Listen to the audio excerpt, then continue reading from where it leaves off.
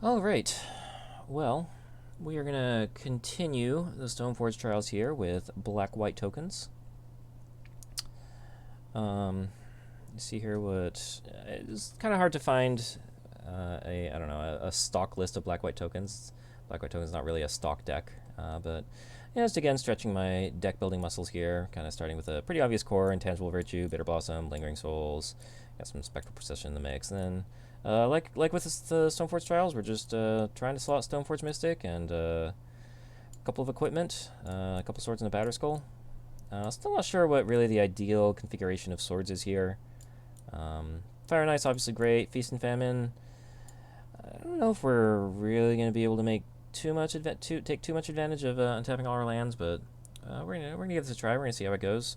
Not really sure on Storing Solemn Visitor versus Gideon Ally of Zendikar. I feel like most of the black-white tokens decks I've seen in the past have leveraged Storing Solemn Visitor, but I feel like Gideon seems like a bit of a better card. So I'm kind of just running the split just to see how it goes. Also, not too sure on History of Benalia. Seems like a solid card. Pair of 2/2s for 3 mana. They hit pretty hard on turn 3. If you curve multiples of them, I mean, we saw it was extremely strong in standard format a year or so back. Not too sure I'll go in modern. Also, was not sure if I should be running Legion's Landing here. Legion's Landing, I'll just pull that up in case you've forgotten what that does. If I can spell it correctly.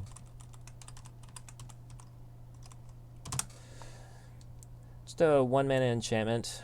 It's gonna get you a 1/1 lifelink, and it'll flip into a land you can pay 3 mana and make a 1/1 lifelink. Gives you some pressure early, carries the sword well. I feel like this of all the decks we played so far, this deck should have no trouble always having a creature uh, to be carrying a sword or a Batter Skull if we get a few mana. Just lots of token generation, Bitter Blossom, Lingering Soul, Spectral Procession, Stoneforge Mystic itself. Maybe even a Shambling Vents if we're really land flooded. Also, wasn't sure if I should be running like a Windbrisk Kites. It's the land that if you attack with 3 creatures, you can play a spell for free. I don't know. There's a lot of different things. A lot of different things you could be doing with this deck, but this is what I've got to try out. Sideboard, pretty standard stuff. Just trying to shore up a bunch of different things. Taming Sphere for Tron, Storm, Fatal Push for just some more aggressive decks. But this is what we got for black-white tokens for the Stoneforge Trials. We'll see how Stoneforge does in this particular league we're playing. This was from our previous league.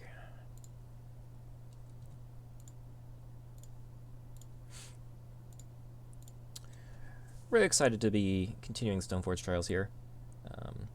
So far, I haven't found something that we feel like is super good, but I've still got a lot more ideas. Right now, I'm still in the phase of trying to jam Stoneforge into existing decks, but I definitely have some more ideas for some more original decks.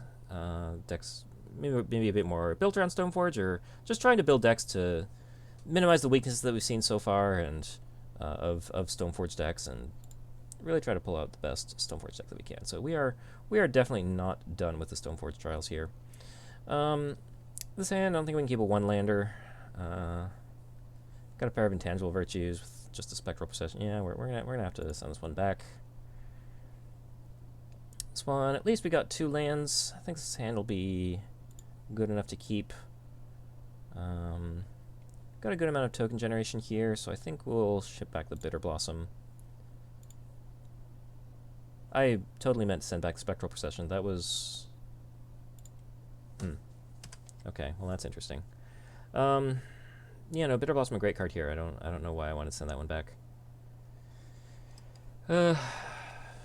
Misclicks starting off this league, not in the greatest way. The Asian Yoshi. Is that somebody I know? Is that somebody we know? I feel like that might be the Asian Avenger. Don't honestly know.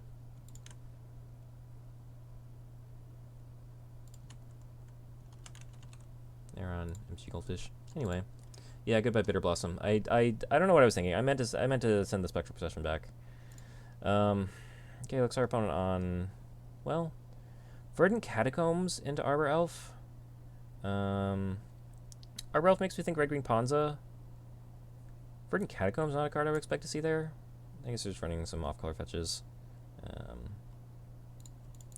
We'll just get Stoneforge Mystic out. Ponza decks play one Verdant. Okay, good to know. Good to know.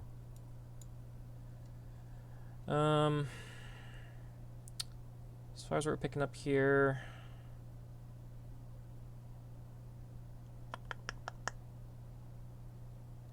I feel like we'll just pick up the Batter Skull. We have another Stoneforge Mystic we can pick something else up with. Just thinking about getting a sword because we'll have some tokens in play we can put the sword on. Thinking of one sword would be better than the other. But we're not even able to cast the Spectral Procession or Lingering Souls right now, so we'll just stick with the Batter Skull. Also, hey Havid, how's it going? I think I've seen you around before. Welcome to the channel. Hope you're enjoying your stay.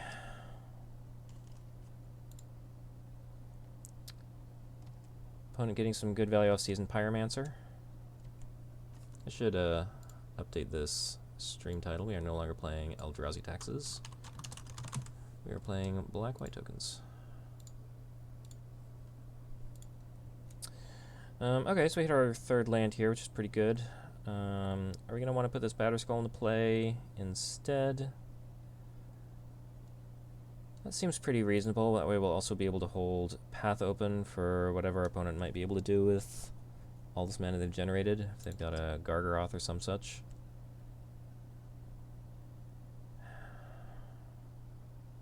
Yeah, I think I'm okay with that.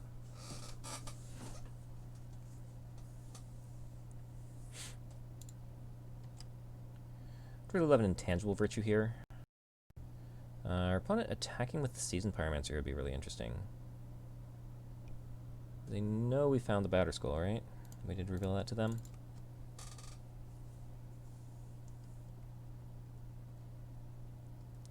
I wonder what that would tell me. Maybe they have a bolt that they're trying to snipe the Batter Skull token with. Yeah, I mean, if they attack, I think I'm still just pulling the trigger on Batter Skull. Nope, they're pulling back. Just gonna bolt the Stoneforge. Okay. Yeah, I mean, I think I'm still fine to just go ahead and put this Batter Skull in.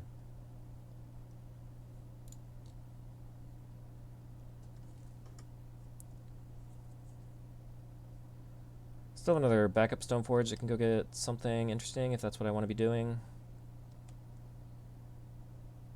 Just generating a bunch of mana here. Okay, and we're going to pillage the Batter Skull. Sure, that's fine, I guess.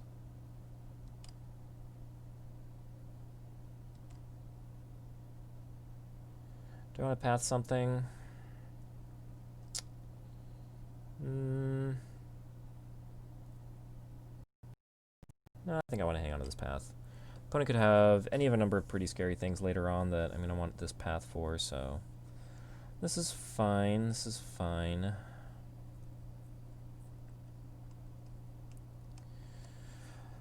As far as what I'm doing here, I think I don't want to play Lingering Souls. I think it's either Spectral Procession or Stoneforge Mystic. Our opponent could go like Scavenging Ooze. I don't want our opponent to go Scavenging Ooze and then eat the Lingering Souls. Kind of lean towards Spectral Procession just to be mana efficient.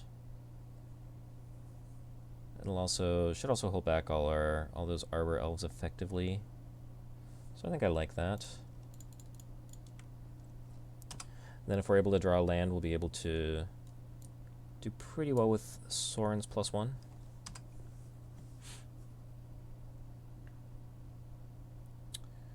Really love to get Stoneforge down and start hitting our opponent with a sword. With another Seasoned Pyromancer. Discarding a Seasoned Pyromancer. And our opponent's definitely building out a board here, so definitely need to be a little bit worried. I don't think I really want to trade here. Our opponent's rich enough in mana that they can just buy it back for Paravital Metals easily. So we're not actually gaining too much by blocking, so I'm just going to go ahead and let that go.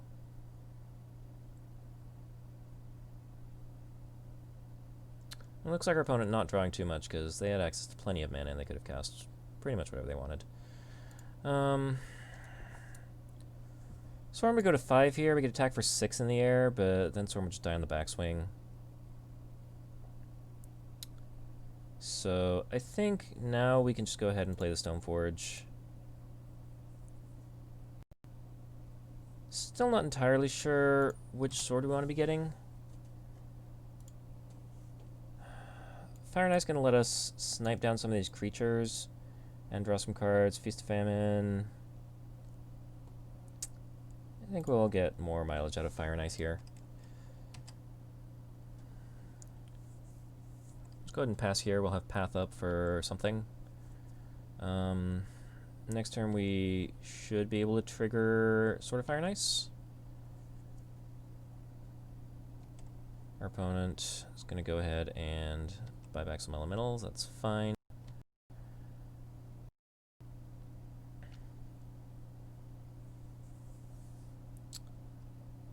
Opponent, interestingly, able to go wider than us, the tokens deck.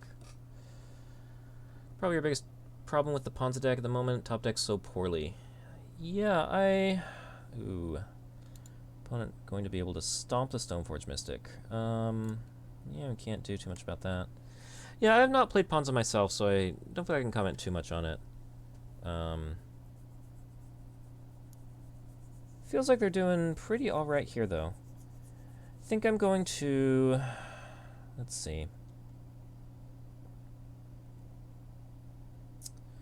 So if I triple block Arbor Elves, I'm taking 3, 4, 5, 6, 7. I think I'm going to have to path the Bonecrusher Giant. Interestingly, our opponent did not... Our opponent play a land this turn? They did not, so they could still go land Bonecrusher.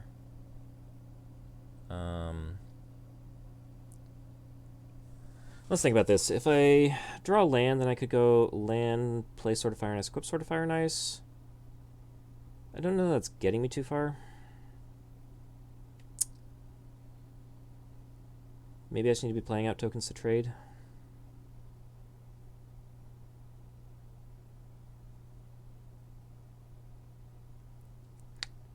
Hard to say, hard to say.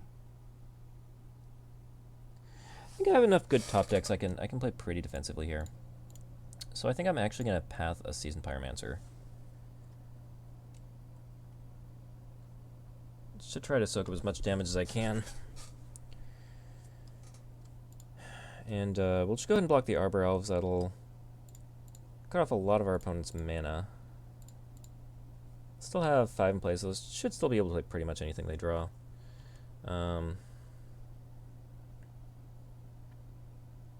They did have a land, so they are going to be able to play the Bonecrusher Giant. Yeah, I don't know. That definitely does seem like a concern playing the Ponza. I definitely see what you mean. This looks like it's just going to be 4 Lingering Souls tokens. So we can play Flashback Souls. We can block 3 elementals and leave an elemental back.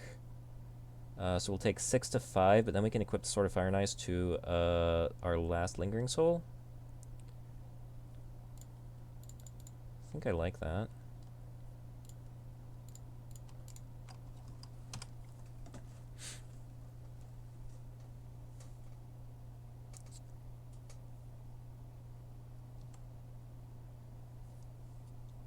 Okay, so I'm definitely blocking...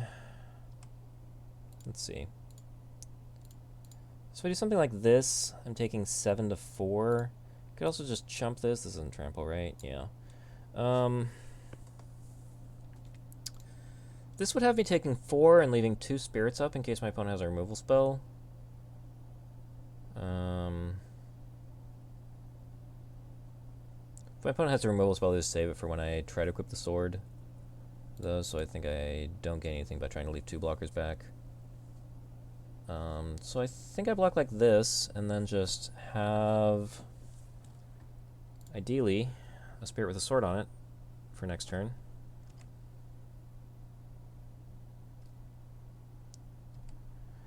And our opponent with a Clothis. That is a clock.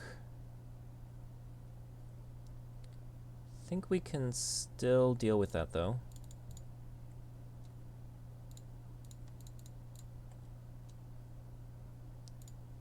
1, 2, 3, 4, 5, 6. Problem's going to be if our opponent is able to animate the Clothis. Then we're pretty dead. Do I ever attack with this? Lets me shoot the Seasoned Pyromancer. I take 5 and 2.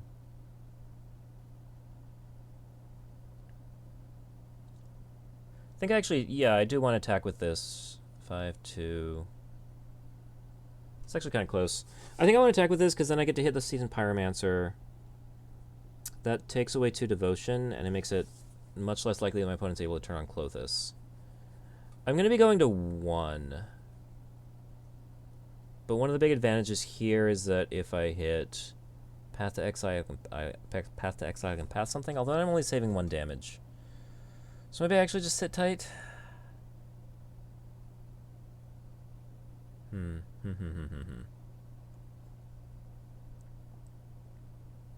I do need to be gaining life here at some point, though, to get out of range of this Clothis. I think Sorin is a way that I would be doing that.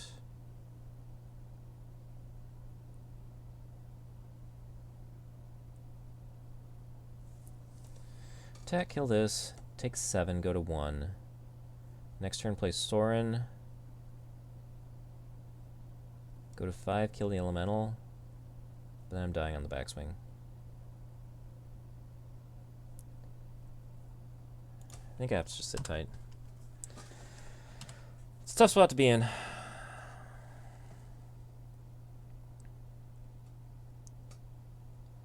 Any permanent from my opponent turns on the Clothis and I'm dead.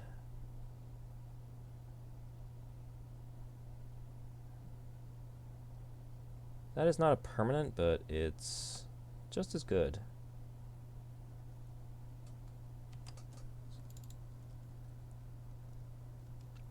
Alright, well, we're going to have to chump this giant, stay alive, and I don't think we have a top deck that will let us stay alive. That is certainly not it. Alright. Well, off to not the greatest start. I think I'm pretty okay with a protection from black and red creature. And how do I feel about a Fatal Push? Not sure I can trigger Fatal Push on a Bonecrusher Giant too easily, and they probably still have Gargaroths and such. I might be interested in these Gideons, honestly. Just having a stream of 2/2s would have been really strong in that game. I think I can try taking out the History of Benalias and maybe Feast and Famine. It's not exactly where I want to be at.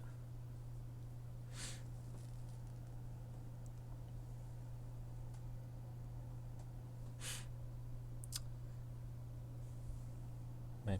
In case you hadn't heard, Havad, what I've been doing for the last little while is I've been working on this thing I'm calling Stoneforge Trials. I've always felt like Stoneforge is just kind of underappreciated modern and stronger than I think a lot of people are giving credit for. So I'm just trying to jam Stoneforge Mystic into a lot of different decks and trying to see what falls out of it. I've tried Mardu Pyromancer last week. I tried what did I try earlier today? My brain is failing me. I tried Eldrazi Taxes a little earlier today, and now I'm trying black-white tokens. Just trying to see if I can find a good shell for Stoneforge Mystic.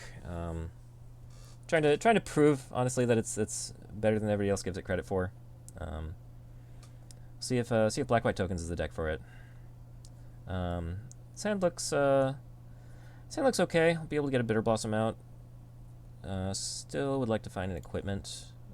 4 land's a bit much, maybe, but can't complain too much. Nice. Yeah, I'm really hoping I'll find some good stuff. Right now, I'm sort of just trying decks that are a bit more well known.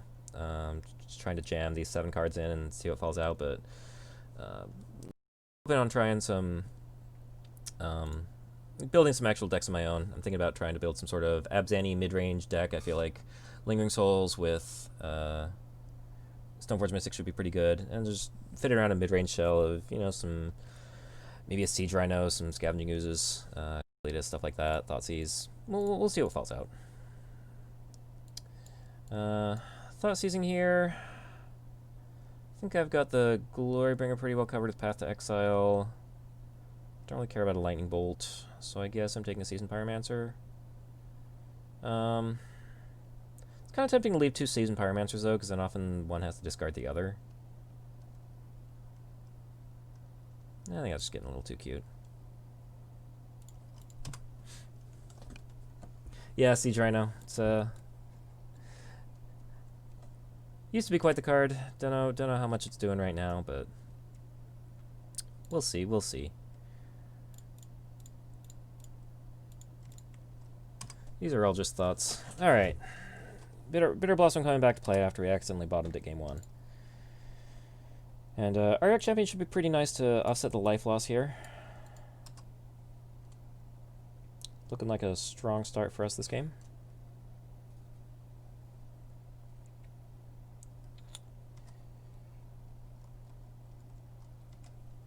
I'm also taking ideas for other creatures that, or other cards you feel like are kind of underappreciated that maybe I could try to deck build with.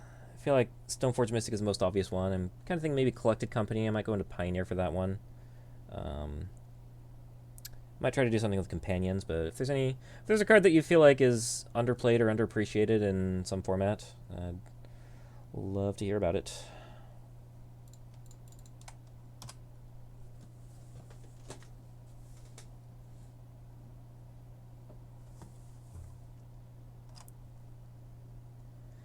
No clue, you're pretty bad. Nah, it's okay. I feel like I'm pretty bad a lot of the time, too. It's definitely one of my sort of first forays into lightning bolting a fairy rogue token. Wow. I guess it's probably not going to do too much better for them in this sort of matchup. But yeah, it's definitely sort of one of my first forays into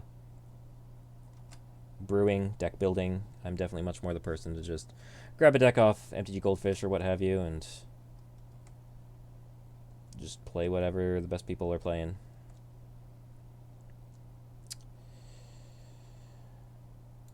Okay. Do I want to be worried about like an Anger of the Gods? I probably should. This is actually just letting my opponent eat the Lingering Souls. See, this is... I'm bad just like you. I definitely should have been flashing back this Lingering Souls, but... yeah. My line of thinking was that I didn't want to extend into an Anger of the Gods, but...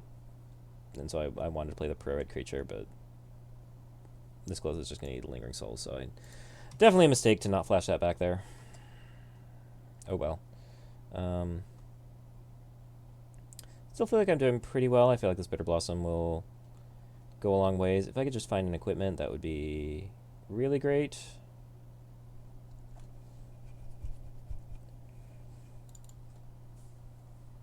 Opponent could have maybe in theory had access to a Glorybringer if they exiled a land. That Cindervines is pretty annoying.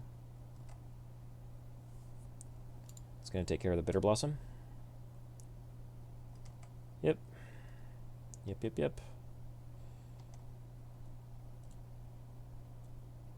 That is a Sword of Fire and Ice. Unfortunately, we are not going to be able to equip it this turn. Just giving a little bit of thought to not even casting it this turn to try to protect it from like a pillage. But I think that we can't afford to do that because that means that if we didn't play the sword this turn, next turn we would have to play 3 mana to play the sword and 2 mana to equip, and then we wouldn't have planes open to path the Glorybringer that we know about. So if they have a pillage, yeah, they have the pillage. That's unfortunate, but I think we're still doing pretty well here. Goodbye Bitter Blossom indeed. Okay, I guess we're just firing up good old Shambling Vents and getting in there.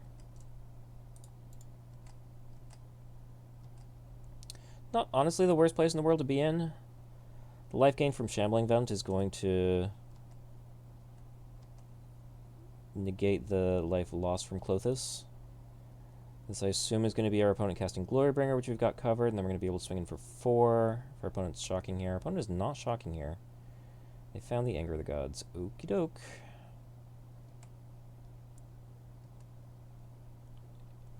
Ooh, Spectral Procession. That is excellent. It's also going to gain us 3 life off the Uriak Champion.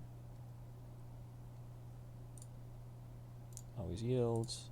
Always yes. Still path up for Glorybringer. Close is definitely a card I've been more and more impressed with the more I've been seeing it. Hello, Glorybringer. Goodbye, Glorybringer.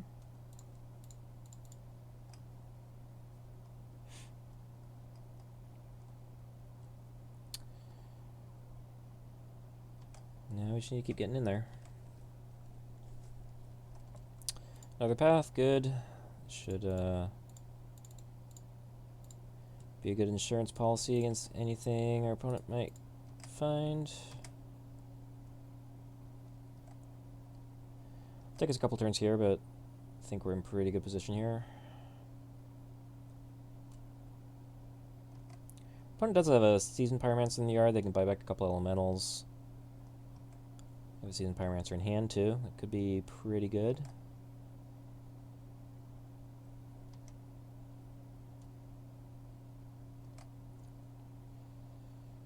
Ooh, Gideon. I like that. Let's go ahead and attack. Actually, could have maybe Gideon and Emblemed. Could have been lethal. Probably wouldn't make that play even having thought about it. Just any sort of removal spell on a spirit means we just wasted the entire Gideon. We'll just poop out some 2/2s. That seems strong.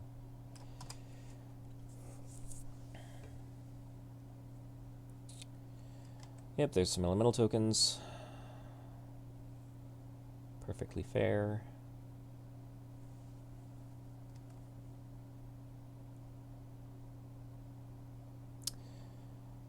That is a Bloodbraid Elf. That's a little scary. That is a Pillage.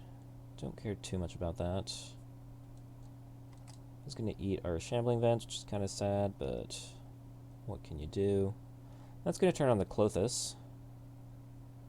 That's going to give us the ability to path the Clothis.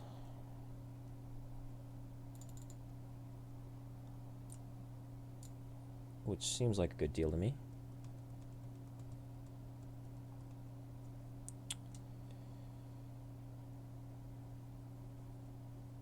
See how much our opponent wants to kill Gideon.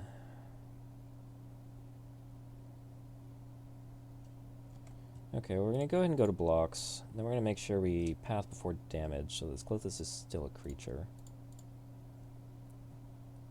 I would not honestly be too surprised if our opponent had a bolt or something, if they wanted to bolt their own creature, just that Clothis was not a creature anymore. It'd be a pretty kind of 5-head play, but wouldn't honestly be that surprised to see them make it.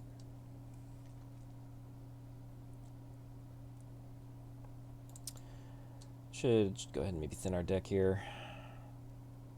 Just kind of holding off on that because we were at a pretty low life total before, but I think we can definitely afford to do that now. Deck thinning, pretty marginal, but don't see a reason not to do it at this point. It's another Gideon. We can just hang on to that for now. If we bumps up to a 5, I think we just keep making 2/2s. Seems fine to me.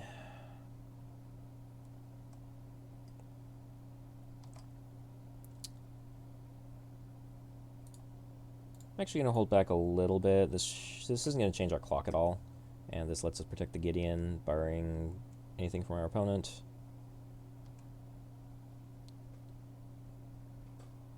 Don't need to worry too much about protecting Gideon because we have another one. We just drew another one, but because it's not changing our clock, I think it's okay. Do we see anything that changes we want to do? We saw some Bloodbraid Elves. Do I want a Wrath of God, maybe? Is History Benalia good? I liked Uriak Champion there. It did a lot for us. Maybe these Inquisitions are not great. Might not be hitting too much with them. Bring these histories back in. I think that's fine.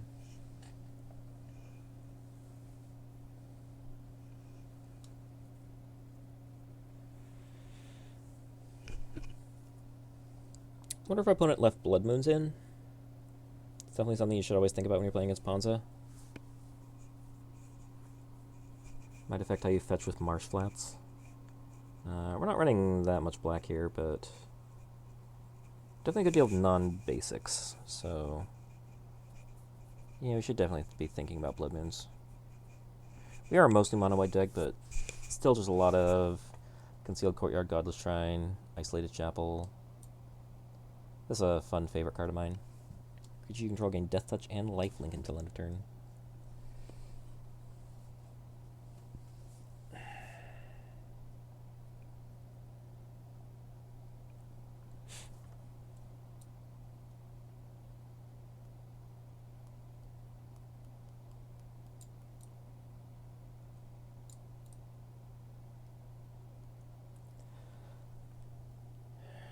You'd probably bring Blood Moons in. Yeah, it looks pretty good. I was thinking about it just because I'm like looking at the makeup of my deck, and I'm like, it's all white. Blood Moon doesn't seem like it would be that good here, but then when you look at the mana base, it's like, yeah, it's probably pretty strong. Just making sure I think about that, so I think about how to fetch if I end up with any Marsh Flats. Blood Moon's Anchors, yeah. Yeah, we did see Anger of the Gods from them. I was definitely expecting that one.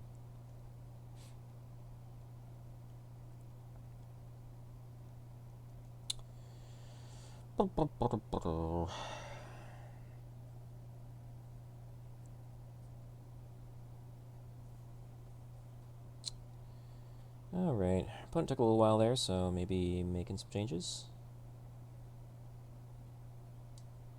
We shall see.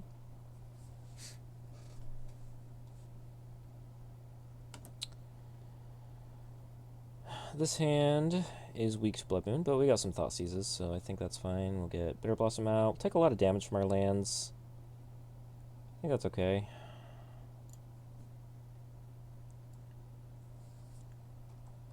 Seems fine. Would be pretty sad if they had double Blood Moon, but okay, just one hit. Seasoned Pyromancer. They go to 6. They oh, they kept 7. It's an interesting keep. Arbor Elf, Seasoned Pyromancer, 5 lands. Feels like a weak keep.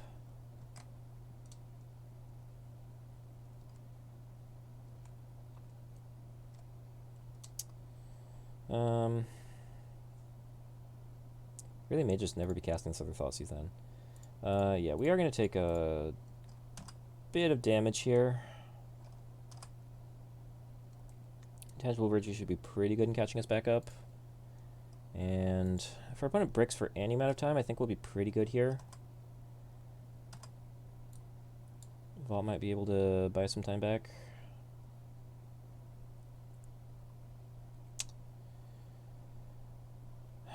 I'm wondering if our turn 3 play is going to be History or Intangible Virtue.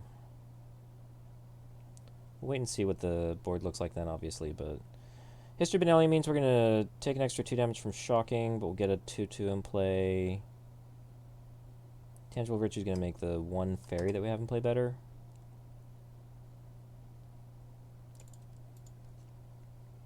Looks like our opponent found something. Bloodbraid Elf, it's a pretty good top deck. Yeah, that's pretty good. Okay, okay.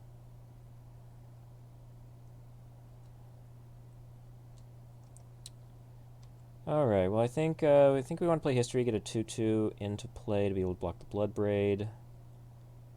Double Intangible Virtue is pretty cute. We just need to be getting on the board here.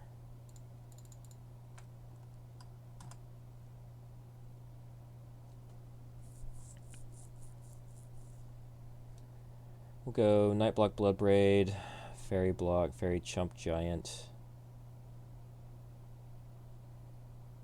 Next turn, our 2/2 Knight should be able to block the Giant because of the Intangible Virtue. And then we're just going to need to win the game before we die to our own Bitter Blossom.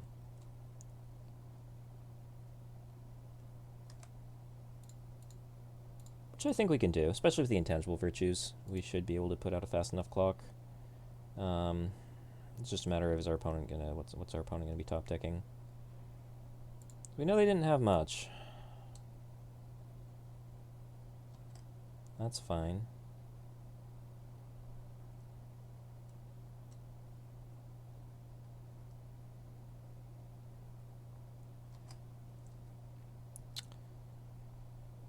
That's fine. That's fine. So we're definitely playing this. Don't think it makes sense to shock. I don't think it makes sense to Thoughtseize.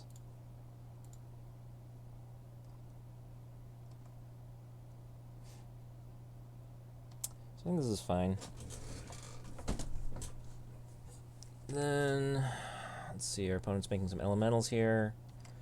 So I'm going to be able to chip in for a bit more damage. I think a lot is going to come down to this top deck from our opponent. If they hit something good, I think they might be able to win the race. Otherwise, I think we'll be in pretty good shape.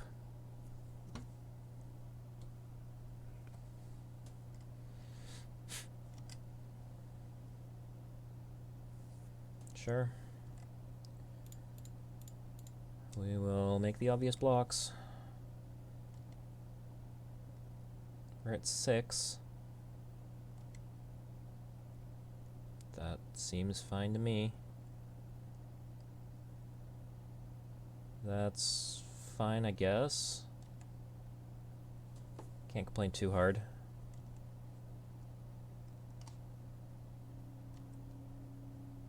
Okay, so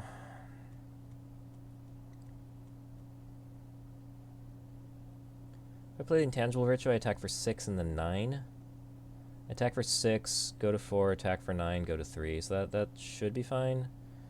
Just trying to think if there's any reason it's better to play the sword, and I can't really think of a reason.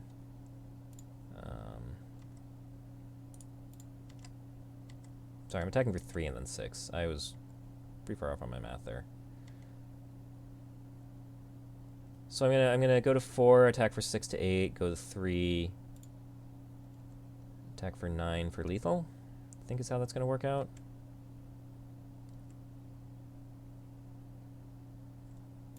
Our champion pretty good here.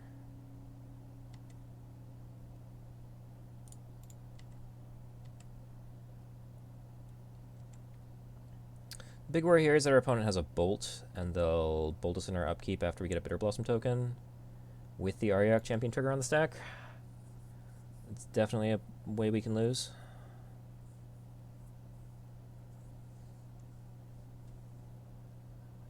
This could be anger. Ooh, that's very good. That is very, very good. Okay.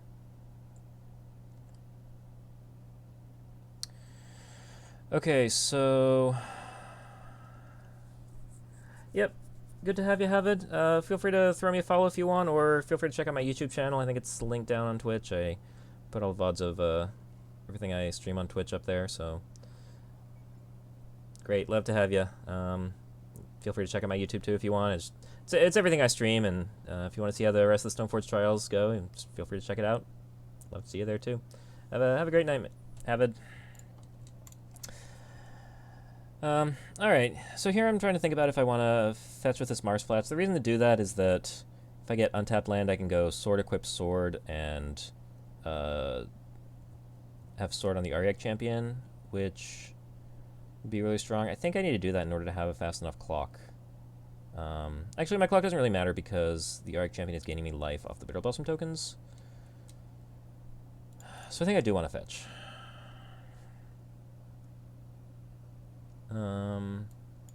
I think in consideration of Blood Moon, as we were talking about, I think I will get Plains. We will make a fairy, we will gain a life. Always yield, always yes. Lingering Souls. That represents gaining 2 life, so I think I'd like playing that over the sword.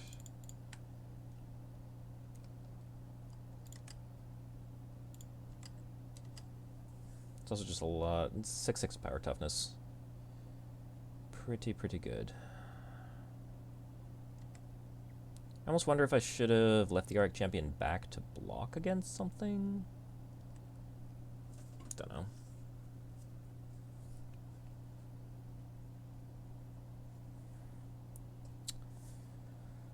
It's a Bloodbeard Elf. That's pretty good. That's a Klothys. That's almost a creature, actually. Thanks to the Utopia Sprawls. But that's the match for us. Cool, cool, cool. 1-0. Deck felt good there. Stoneforge not doing too much for us there, but the black-white tokens deck itself looking strong, looking strong.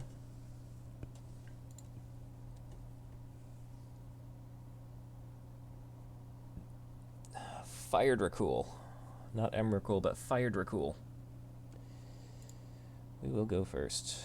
1 land. Don't think we can do that. Sadly. A lot of powerful cards, but can't do it. Sand seems fine. Definitely put this Batterskull back. Don't need that. And we'll see what our opponent is up to. Gee, where does this look familiar? I think I've seen this before. Okay, so Klothys is going to be hard to answer. Chandra might be hard to answer. We can at least attack Chandra. Definitely leaning towards the Klothys here. It's just a source of damage we're not going to be able to stop.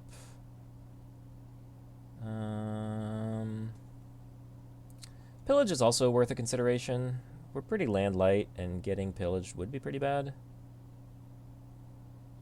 But I think we might just have trouble racing the Klothys, so I think we're going to take that. Close between the Klothys and the pillage, though.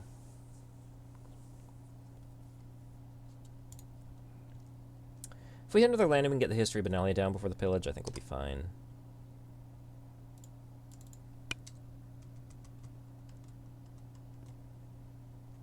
Opponent ramping as they do. I should really try this Ponza deck out at some point, just so that I get to have some experience with it. Double Bitter Blossom. Pretty interesting. It's going to hurt us a lot, but it's going to put out a lot of fairies, and pre-board, I don't think our opponent will have a good way to deal with that. Don't think they run Angers in the main deck. Pretty surprised if they did that.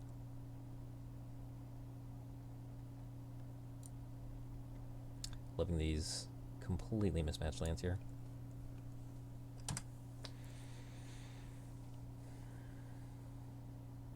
Opponent does have the option of pillage here.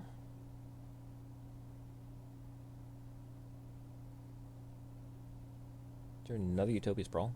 Still have the option to pillage. We haven't missed a land drop yet, so they don't know that we're land light, but still definitely a reasonable thing to be doing.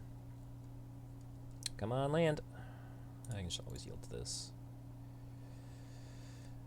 Well, we can still go ahead and take at this point.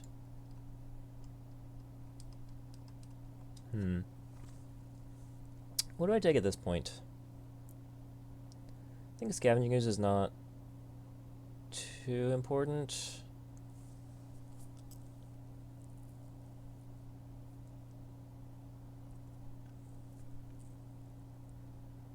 Maybe take the Chandra, actually. It's a source of card advantage. Something we're going to have to spend time attacking down. These Fairy Rogues can definitely do some blocking against Scavenging Ooze, Bloodbraid Elf. I like taking this Chandra. But we're going to be pretty behind here.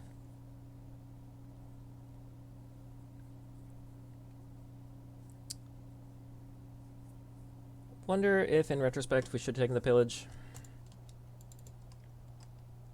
It's hard to say. Like, if we didn't take the pillage, we would be sitting on 2 Bitter Blossoms. I don't honestly know, like, the math of how double Bitter Blossom would work out against Klothys.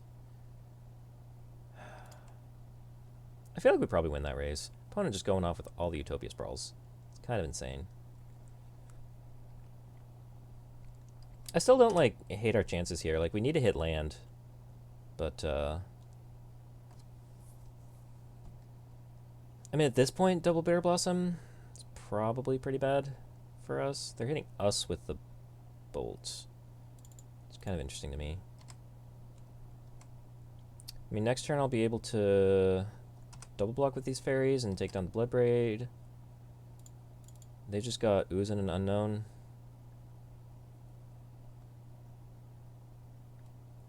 If I draw land, the Stoneforge Mystic gets me Batterskull, Skull, and I'm right back in it.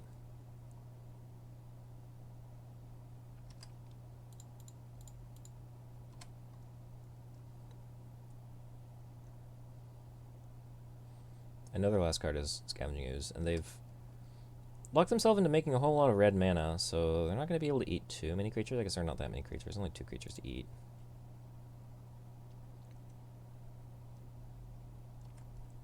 I think I'm just going to be in chump blocking duty. I can chump block for a while, so... yeah, it's fine. Just need land. Just need land. Land that produces white, ideally. Vault of the Archangel would not be a good top deck.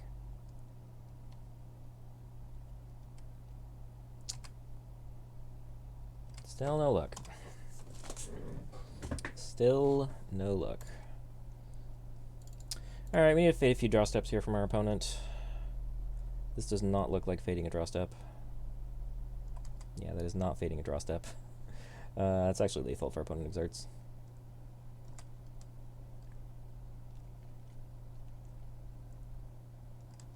It did not exert, so we can chump. Plains now Path's the Glorybringer. Okay. We can chump the Scavenging Ooze. So at this rate, we're gonna go to 2, play the Stoneforge Mystic for the Batterskull, go to 1, put the Batterskull into play, and die before we attack. So we need something else? I'm not sure what that possibly could be.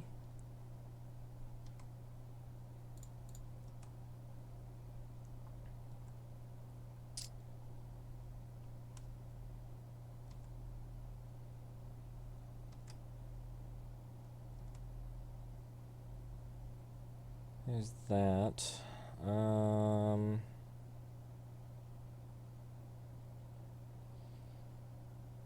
Yeah, I mean, I just don't think we have an out. I kind of don't want to play the Stoneforge because our opponent hasn't seen an equipment yet, and we're just dead. Like, we play the Stoneforge Mystic, and our upkeep we go to 1. We can put the Batterskull into play. I mean, there's definitely ways our opponent misplays to make this work out, but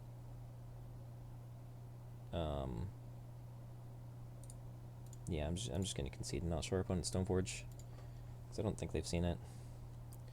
I think we're gonna do the same thing. We're gonna bring in the Ariak Champions.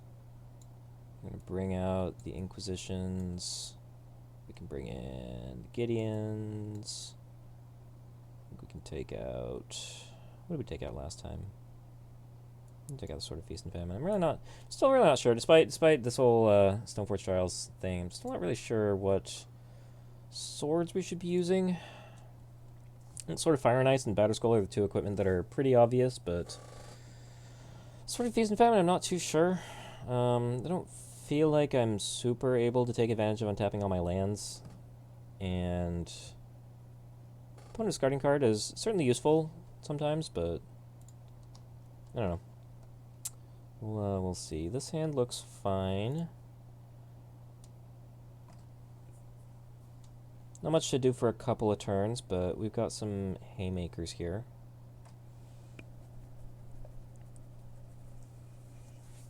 Intangible Virtue into Spectral Procession seems really strong. So with the Lingering Souls, Gideon, yeah, this just looks solid. If our opponent ramps into Pillages again, could be unhappy. We do need to have 3 mana plays in order for any of this to do anything, and if our opponent is Utopia Sprawling, as I expect they should be, they could be pillaging next turn. It would make us an unhappy camper indeed.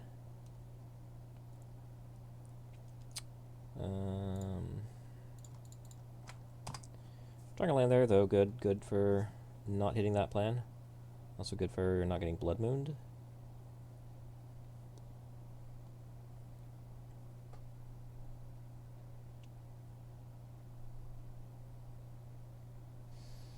Speak of the devil.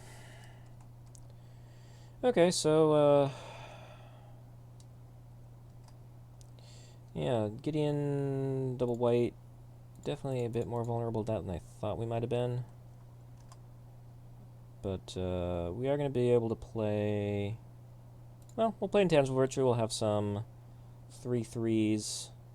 One more land gets us to Spectral Procession, and then we'll be pretty ahead. It's definitely not a done deal. If our opponent is able to play some big flyer like a Glorybringer, we're definitely in trouble, but still think we're doing pretty good here. Opponent with no green mana to be able to eat that Lingering Souls. Really like to draw a Swamp here, but no such luck, no such luck. Just have to make do with this. I'm gonna bolt a Spirit, fine, fine.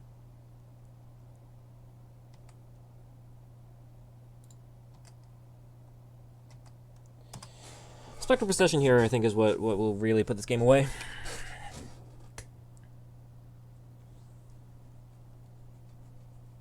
And fortunately, we're not going to need a Plains to do it. Just any old land will do. Although if our opponent is able to find a pillage, they're certainly going to take out the Plains, and it's going to set our Spectral Procession back quite a ways.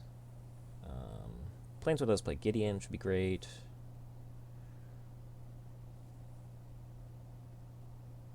Glorybringer would be really bad. It's a Chandra. That's also not good. Opponent's going to be able to take out that Spirit. Okay. Okay. And eat the Lingering Souls. Yep, yep, yep. Okay, so we've got a decent amount of good top decks here. Just need to find them. I actually really got a lot of good top decks. That was not one of them. Any land would have been great. Any like a Lingering Souls would have been fine. I guess I feel like, yeah, and pillage for our Plains. All right, this feels pretty unlucky. I feel like we were in a really good position in this game. Blood Moon's surprisingly good against us. I was really not expecting Blood Moon to be this good against us. Interestingly, the thing we want more than anything right now is a Swamp. We'd be perfectly in this with a Bitter Blossom in play. That Stoneforge would have been great. But our opponent now going to have another Chandra minus up soon. And I think this one is slipping away from us, folks.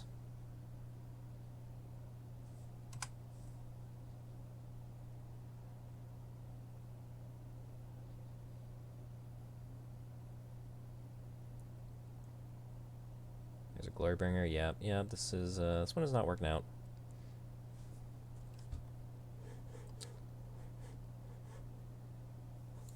Well, there's a Swamp. Still just not going to do it. All right, all right, all right. Well, we're 50-50 against Ponza on the night.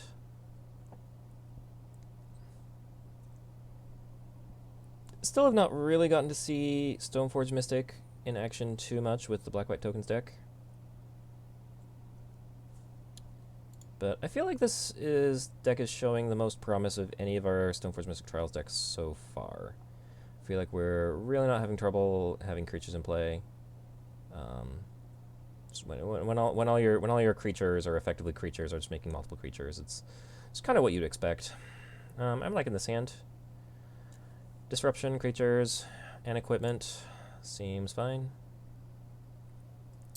Fiery Islet. This would suggest to me, yep, prowess. Do I want to Thoughtseize here? I don't hate Thoughtseizing here. It's basically going to act as a removal spell, because I expect our opponent's going to have at least one other creature. Oh, this is several creatures. Oh boy, I don't know what I want to take here.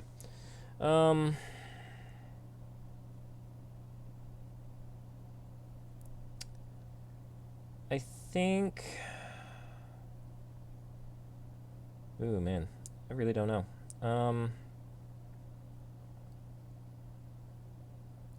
Lava Dart's a really interesting card here, because that's going to eat up a bunch of our spirits.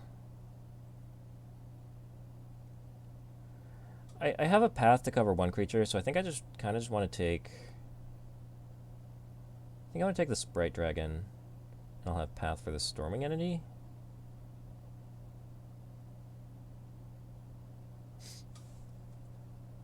Not entirely clear to me what the right line there is. Actually, maybe the correct line was take a spell because they have a bunch of creatures. That may have been the right line, actually.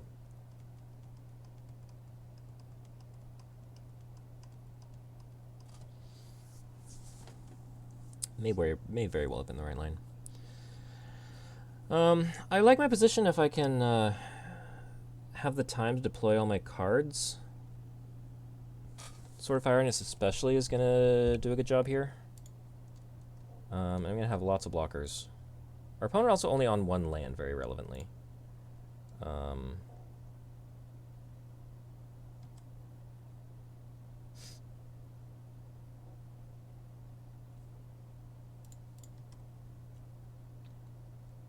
So I think here I just wait until their end step and then pass both creatures. That is giving them lands, but I think that's fine. I think I can afford to do that. Well, I don't know. If they're not actually doing anything besides presenting 2 damage a turn, I probably don't need to worry about pathing. I don't know. We'll see. We'll see. I mean, I guess I do also want to actually use my cards. I want to use my mana. If I'm not pathing this turn, I'm just wasting this 2 mana. And that lets me start playing my Spectral Procession, my Lingering Souls. And really, what is my opponent doing if I give them 2 lands? Like, they're going to, like, Lava Dart my face and then play the Storming Entity? Which is scary, but, like, I'm going to have 7 spirits in play? I think this is fine. Don't know what my opponent's doing. Lamenting their fate. Debating wasting mutagenic growth in my main phase? Probably not.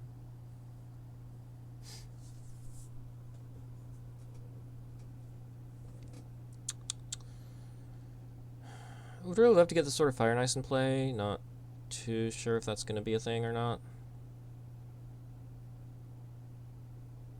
It does have protection from their entire deck, so that's nice. But I have seen that this deck can be extremely explosive and just kind of kill you from out of nowhere. So I don't necessarily have time to be wasting trying to get an equipment in play if I don't need to or don't have to.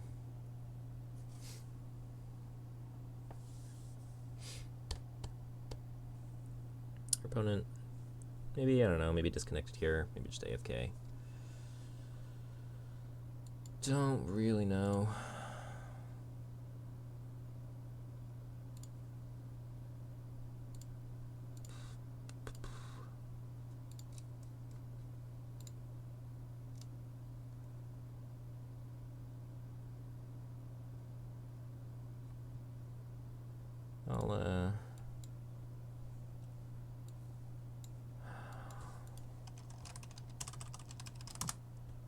I'll look at what a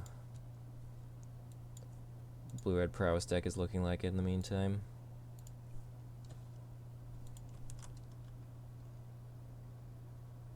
Try to do something at least a little bit related. Blitz.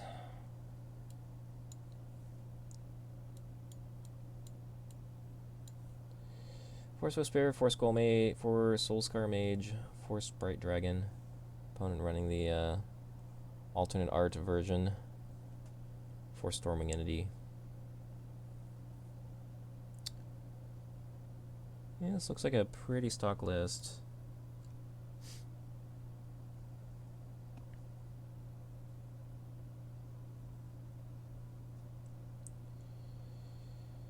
Three Fiery Islet. This cycle, man. I'm honestly a little bit surprised that they completed that they printed the cycle in Modern Horizons. I'm also a little bit surprised that they're not like played more than they are. Lands that sack to draw cards seem really good.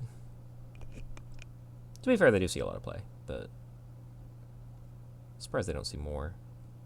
Assault Strobe. Is this just for matchups where you're trying to go even further under your opponent than you already are? That's kind of interesting to me.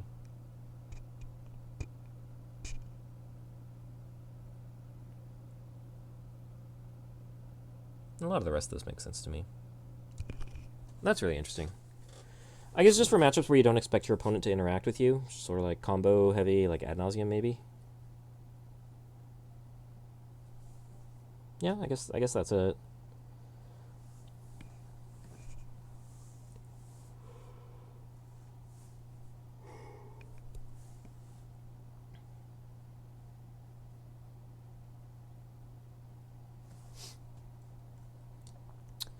What about your opponent's back? Alright, so to recap, we're thinking about pathing both of our opponent's creatures here at some point.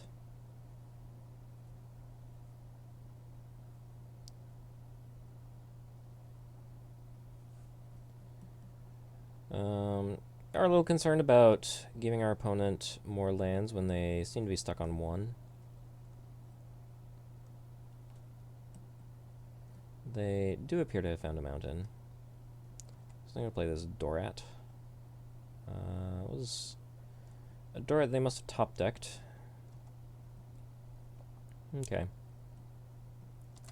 We'll see if they want to go for a mutagenic growth. Looks like they don't.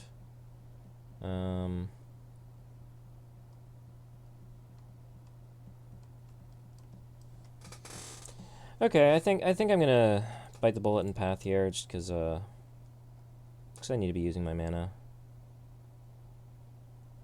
We'll see if our opponent's gonna pull the trigger on mutagenic growth now that I've spent a path.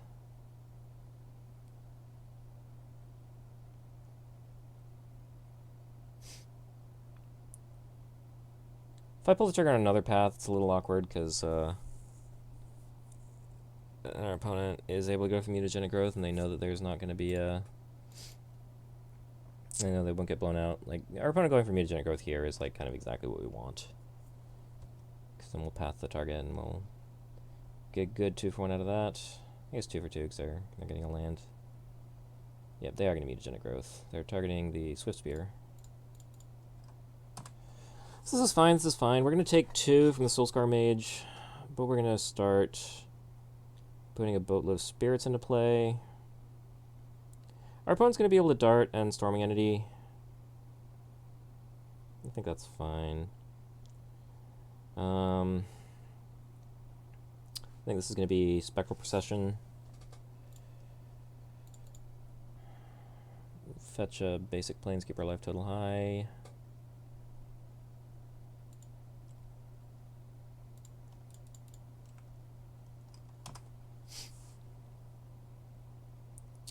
And I don't know if we're going to try to get this sword into play or just cast Lingering Souls and be fine with that.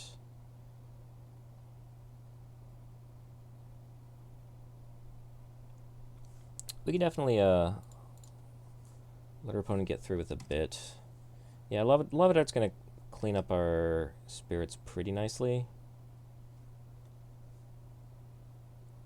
There's a Storming Entity. We're mostly going to leave these spirits to block the Storming Entity, because that can get bigger faster than the other stuff our opponent's got going on. We now know nothing in our opponent's hand. We'll take 2. If our opponent wants to flashback now and have to take 3, I think we're okay with that.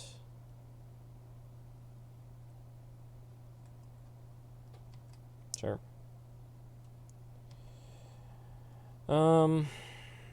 Bitter Blossom, interesting to see here.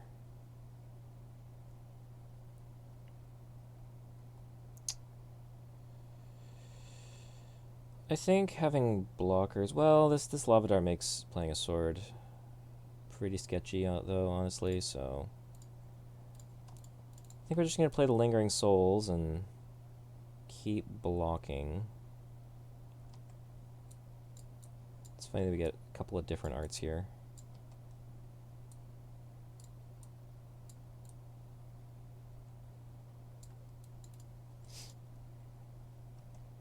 Opponent drawing cards, trying to find some action.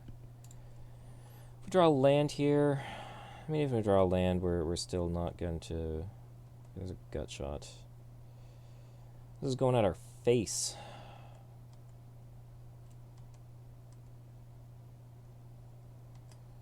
Okay, so we're going to see how this math works out here, but we might need a double block.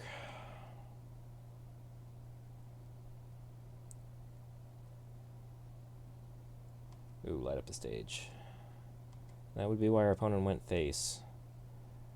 We're pretty okay with these, though. They're redraws, that's something, but we can go ahead and take 3. Right? I think that's going to be okay.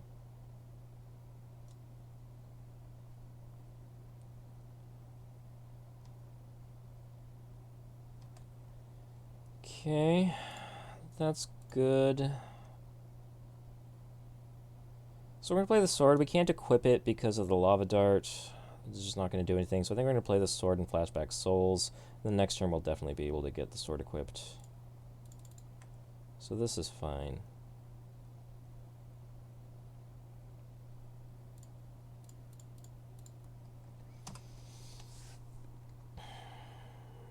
Now we're just hoping that this sword will work out for us. Interesting that these spirits are stacking on top of each other despite having different arts. Also, that art, I have not seen that art before. Looks like a kid. Interesting, interesting.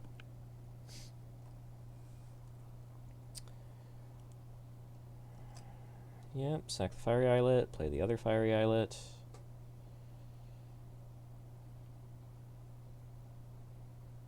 If we draw untapped land, we will definitely equip and try to attack.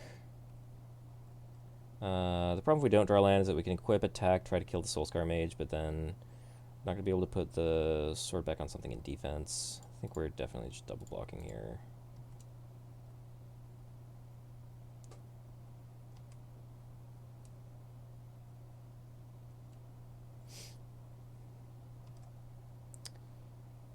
Okay, and then this is fine. Now we can equip this.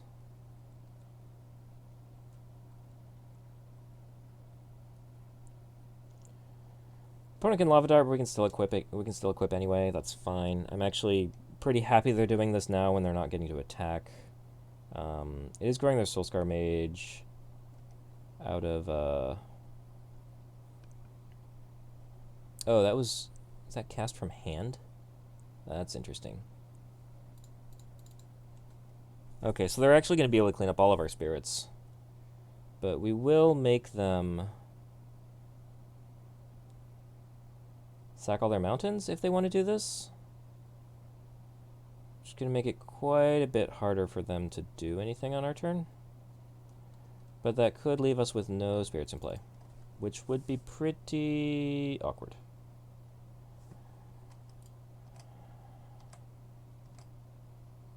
Okay. Try the last time. You can do it again? I feel like at this point you're pretty committed. Yep. Okay, well. We are actually in a pretty bad position here, I would say. Our opponent's going to get to hit us for 4 to 3. And we have no creatures. Which means we need to top deck this very turn. And even if we top deck, there's a good chance our opponent is just going to be able to attack us with the Soulscar Mage. Yeah. This does nothing. We have no Lingering Souls in the graveyard. Nope. We will see another Stormwing Entity, and we will scoop it up. Alright, alright. Stamping's very good here. Seems a little eh. Do like a Wrath of God. Do like Ariok Champions. I like Fatal Pushes. Bitter Blossom's a little scary. I don't think Thoughtseize. I don't actually think we want Inquisitions either. I think we just want to be killing our opponent's stuff, not having to discard it. I could be in for like 2 Inquisition. I think I may just start building my Stoneforge decks with just the 2 equipment. Haven't really been feeling like sort of Feast and Famine is doing too much. Maybe I just haven't given it a fair shake, but it just hasn't really been my thing. I feel like Bitter Blossom is fine. It's like, you look at the life loss on it and you think it isn't great, but it's not just losing you life, it's effectively gaining you life because you're chump blocking some big scary thing. I don't know if Gideon's what this deck is about. Lily is not what I want to be doing. I can just cut an Inquisition. I feel like having this Planeswalker set up is probably not the right call. I should probably be bringing 2 in, or well, maybe this is right. I think I'd be okay with this.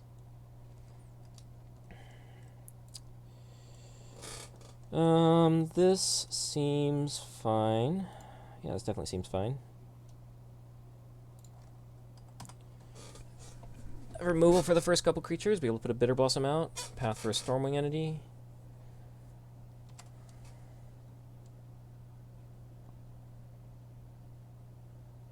No creature?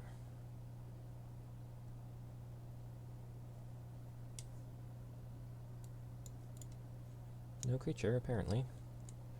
Does mean we'll be shocking with our Godless Shrine. And start getting our tokens out there.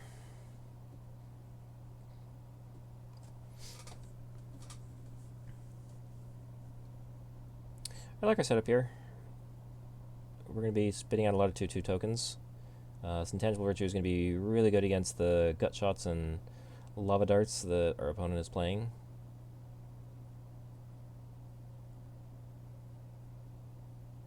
Getting a little ways off, but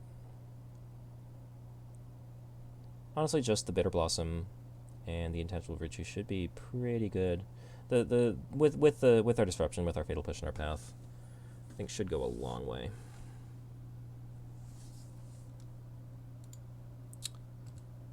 But really taking some time with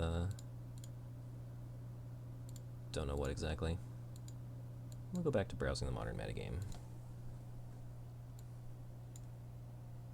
Ponza? This is not modern. Of course, everyone's calling it Gruul nowadays.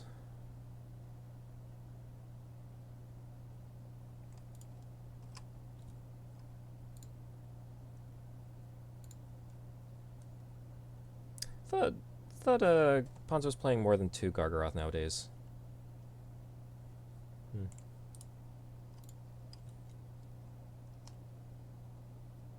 I really like an untapped land here, so I can go push and virtue. Would be great. Stoneforge is very interesting. Very, very interesting. I'm kind of tempted to not kill the Dorat this turn so I can get the virtue out. It's pretty scary to do that.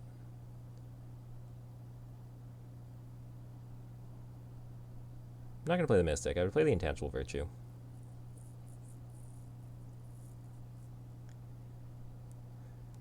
Could be really bad if our opponent has a Gut Shot. See if our opponents have 6'd. Appears they are not.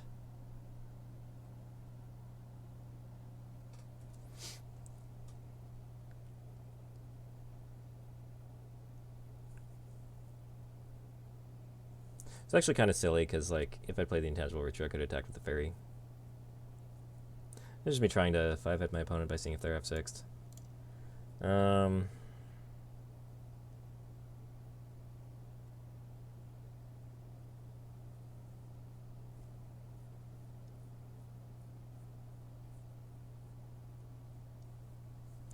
I think I kind of just should Fatal Push. I think it's the Disciplined line.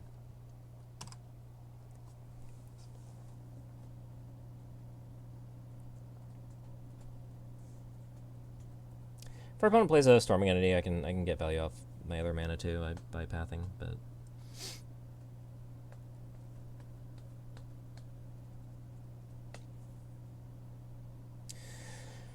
so I don't know. It's a kind of weird situation. I really wish I had another land. Would have made my decision a lot easier.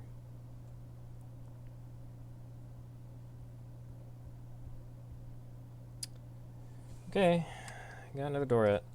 We're gonna Lava Dart down the Fairy Rogue. I think I path here.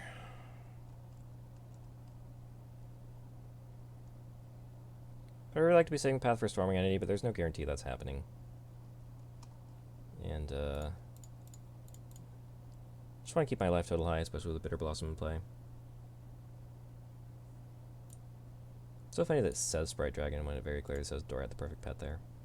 I can't complain too much. I got value off my both my mana.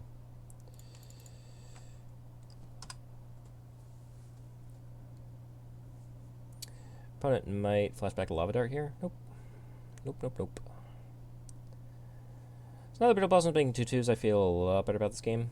So we're in the sort of like the position we were in last game, except all of our fairies were 1/1s, or all of our spirits were 1/1s. They could just get picked off a lot easier, but I don't think our opponent's going to be able to do anything about this intangible virtue, so I feel a lot better about this. Definitely want another land, though. Opponent spending a stomp on, like... When your opponent's spending spells on just, like, a Bitter Blossom token, you just have to feel good about where life is at. Really need a land to, like, to be able to play Lingering Souls, though. This is not really where we want things to be at. I think we're probably going to... are we going to chump this Bonecrusher Giant? We very well might. Battle Skull, I think, better than Sword here. Just to try to stabilize us.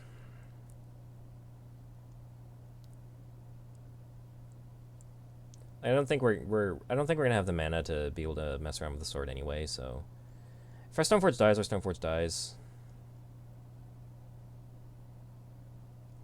Sure.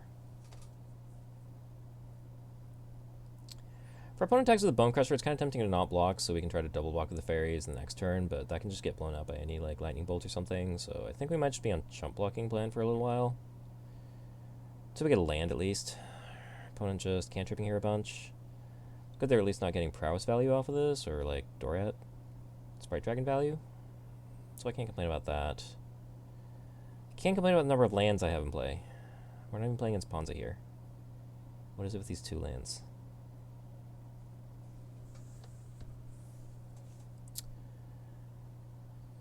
Our opponent is casting Lava Dart so that they can cast Light Up the Stage. And they have sideboarded in Spell Pierce with... I don't know what this art is. I guess it's like a secret lair drop? And they're kind of just going off here.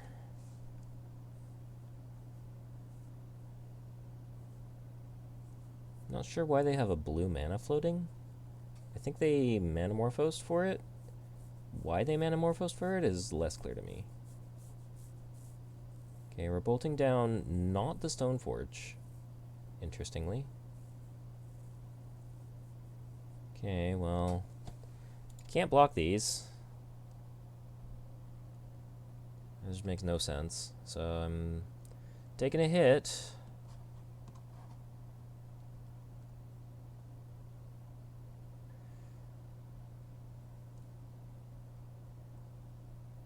Still no land, but we have effectively a 4/4. Is there any reason to put into play now? I don't think there's going to be a stifle we can expect. Yeah. I think this is fine. See, Batterskull is in all likelihood just going to trade with the Bonecrusher Giant. I don't think we can trust it to kill the Swift Spear. And we're gonna put this Batterskull into play. Do we have like an Abrade here? That would be bad. We do have an Abrade. I think that's gonna do it.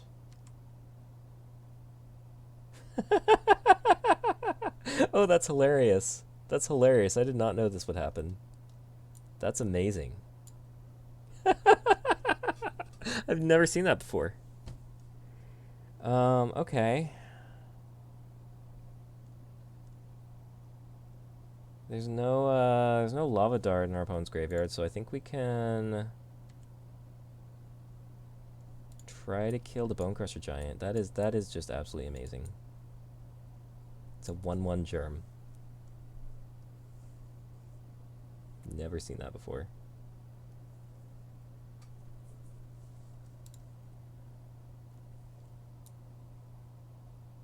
Yep, create a 0/0 black germ token, then attach this to it. Alright. Now our opponent's going to stomp to make sure that doesn't happen. And We're gonna have to chump the Bone Crusher Giant, and we're going to 2 and then 1 from the Bitter Blossom, and I don't know what we can possibly draw. Yeah, we're just really this is a game we lost to Mana Screw. Not much more you can say about it than that.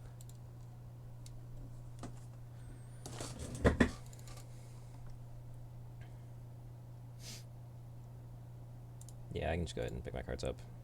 Not winning this game. Alright, well, our record does not look great here, but I actually think this deck might show the most promise of any of our Stoneforge decks so far. I think it's important to not be, as some would say, results-oriented. You know, we can look at our losses, but I think we actually were very competitive in that match against the match we just played against Blitz, and we beat Ponza in round 1, which is what we lost in round 2. So we proved we can do it.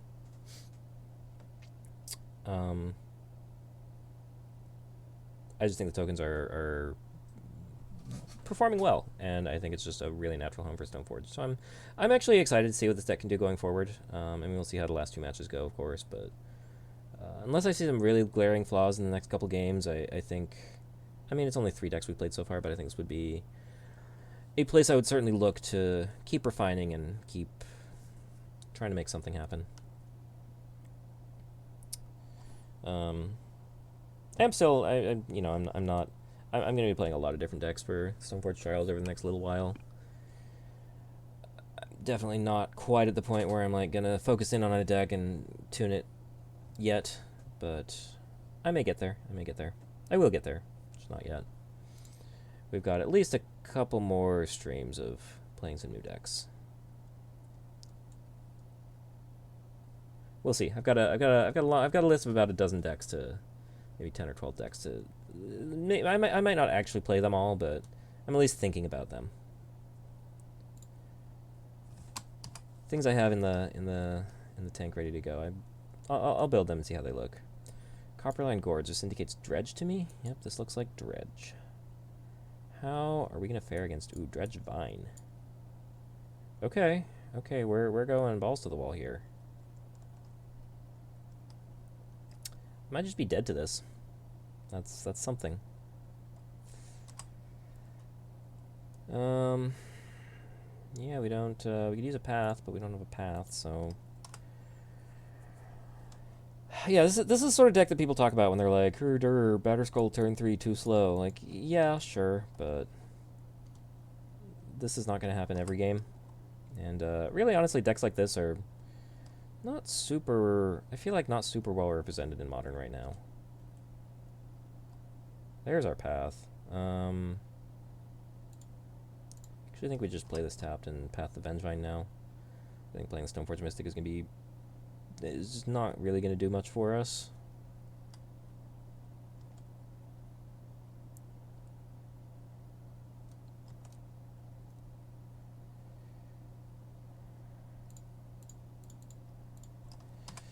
Spellmat Career's awkward. Definitely going to fill our opponent's hand back up once we're able to start doing things.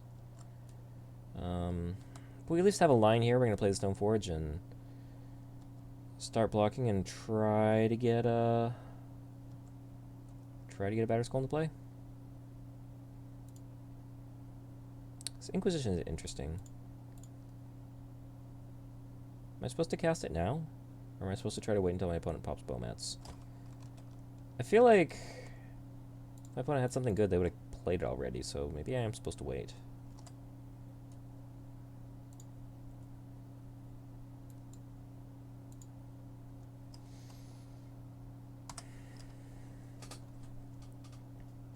This is always when I worry about, you know, fancy play syndrome. Am I really supposed to be just not casting this Inquisition? Don't really know.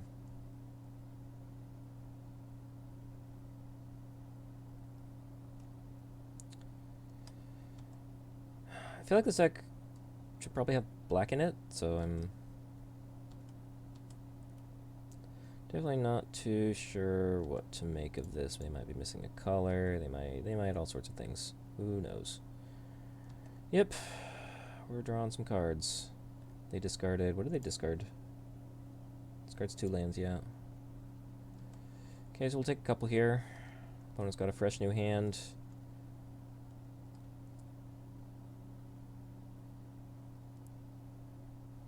Okay, that's very annoying.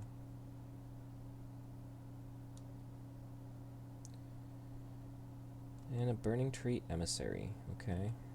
Well, they played their hand. Okay, path is good, path is good. Can do this.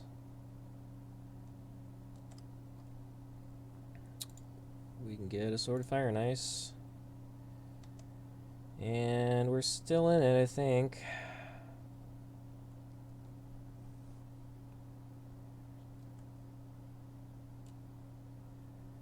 Could actually path the Bomat Courier, prevent my opponent from getting a card. That is tempting. Opponent could also just like have a Vengevine.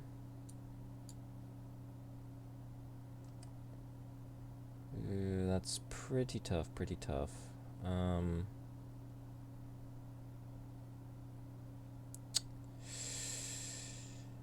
Oh, I'm really not sure.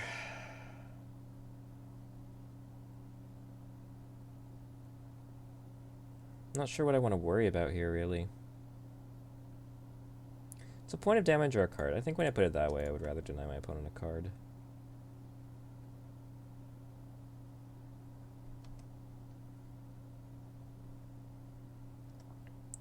Then I can block this Memnite. Take 2.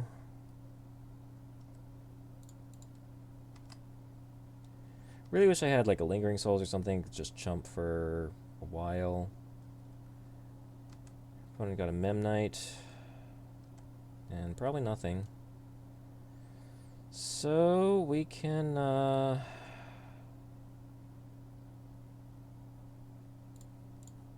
don't know if there's any point in Inquisitioning, but we can do it. Cool, cool. Can put this in tapped and pass. We have a Batterskull. We have a Batterskull.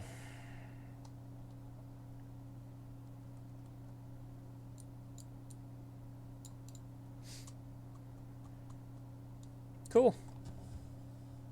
I like it. Alright. Rest in peace. Definitely coming in. Wrath of God, probably okay. Maybe, maybe. I feel like Lily is also pretty decent. Can shut some things down.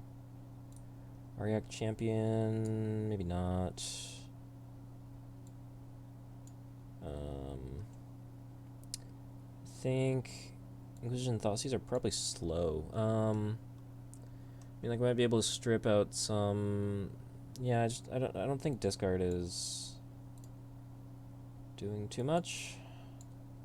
I can just bring in a Gideon. Damping Sphere kind of hilarious, but I don't think that's it. Fatal Push? Don't think so. I'm gonna take this out though. Okay. We'll have a go with this.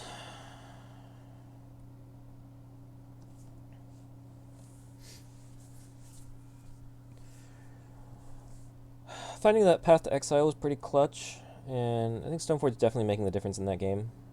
Being able to find the Batterskull and put it in is exactly what we needed. I'd love to see a Rest in Peace here. I think this hand could be okay, though. Not familiar enough with this deck to know how often they're going to be able to keep an appropriate hand that's going to be able to, quote-unquote, go off.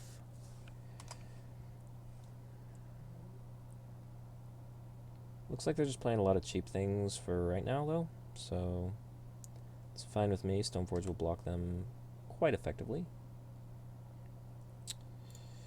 Just go ahead and play a tap Shambling Vents for now. Next turn will be Stoneforge. Will next turn be Stoneforge? Is a Cathartic Reunion? Is a Noose Constrictor. Okay. Okay, that's interesting. Sure. my opponent didn't really see very much token stuff last game. I think it was mostly just black-white Stoneforge they saw. Ooh, rest in peace. That seems good. Do I just slam that? Or do I try to play Stoneforge? Opponent could be attacking for 4.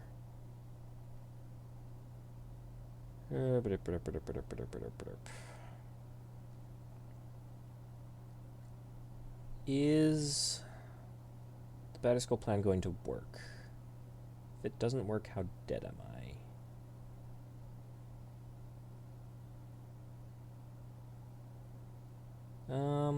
This is a really interesting spot. Don't know if I'm supposed to play this rest in peace or if I'm supposed to kind of set up.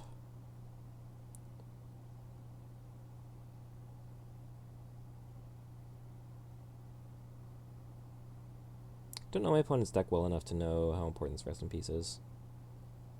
Like, I've seen the Vengevine, but at this point I don't think that's really what they're on. They would have to have Vengevine spell.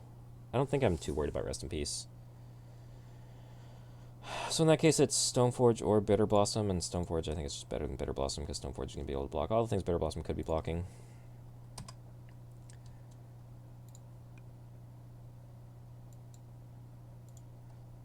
It's definitely possible this is the quote-unquote wrong line. You know, if my opponent has a Lightning Axe, then it gets me nowhere. Having this Shambling Vent as my land is pretty awkward. Another Noose Constrictor, okay. These Noose Constrictors are really interesting because... yeah, so we're definitely blocking the Bowmat Courier. Opponent's going to be able to get a new hand. Sure.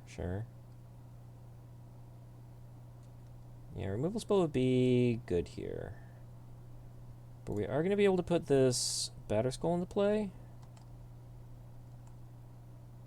Opponent did not have an answer to it. Opponent is going to be able to pump the Noose Constrictor out of range. How is this going to go?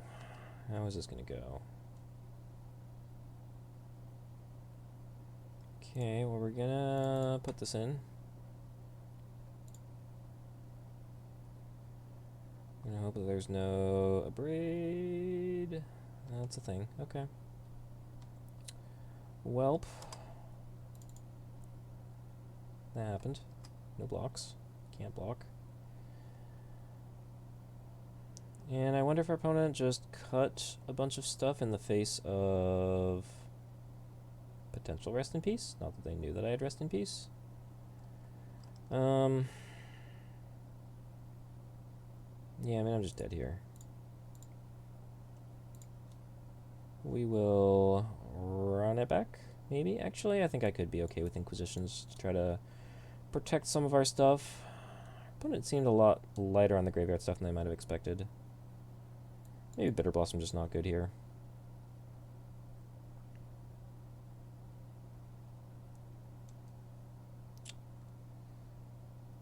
Actually, maybe Planeswalker's just not good here. Doesn't really seem to be what the game's about.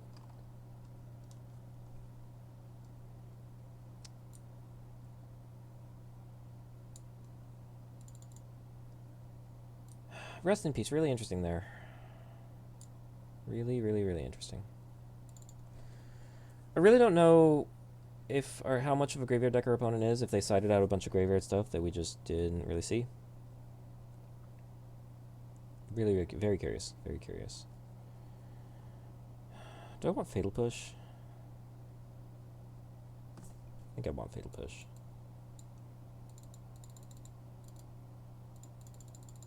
Try to resubmit the deck. I want Fatal Push for Noose Constrictor, really. It's a card I did not have a good answer to, and it kind of, it hurt me. It hurt me a lot.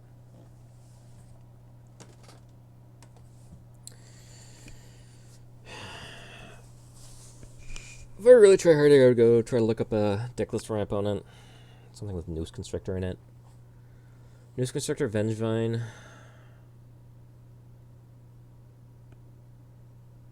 Bridge from Below is banned now, right?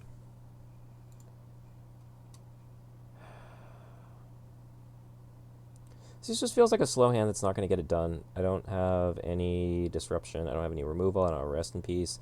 These intangible virtues aren't doing anything for such a long time. Yeah, this is a mulligan. This hand is a keep, but I'm not really happy about it.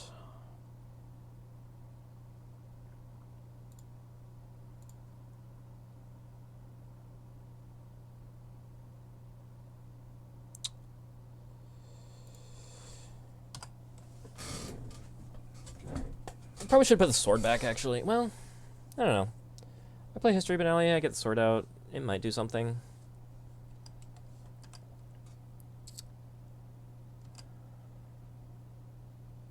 Interesting.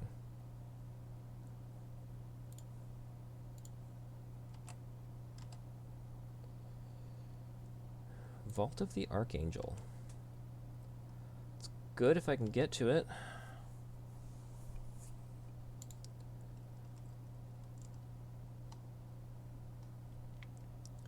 Probably want to push something this turn because I'm going to spend my next turn playing History. If my opponent gives me a good target. Burning Tree. Okay. It's a Noose Constrictor. Noose Constrictor is getting pushed.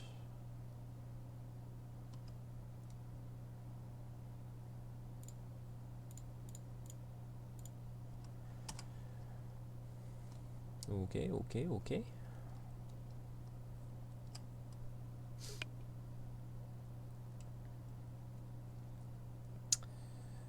Now we got History into Intangible Virtue.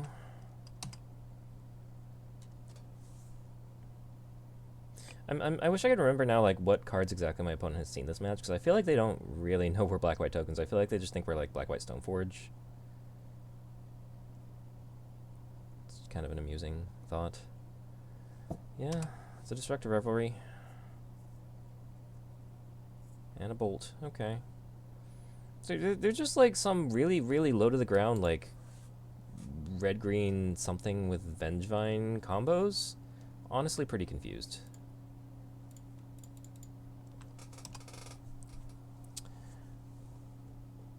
Playing the sword now, because if we get any creature, we can try to equip it. Intangible virtues, I mean, both the intangible virtues and the swords are just really not doing anything right now. But at least the sword, we can get onto something and start doing stuff. We're still in this game if we draw something like this turn. Stoneforge's turn would be great. Something being something other than an Inquisition.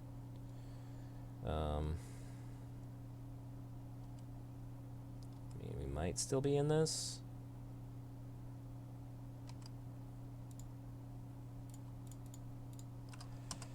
So we're at 6, we're going to 2. So I mean, it pretty much has to be like Stoneforge. No, Stoneforge isn't even going to be good enough.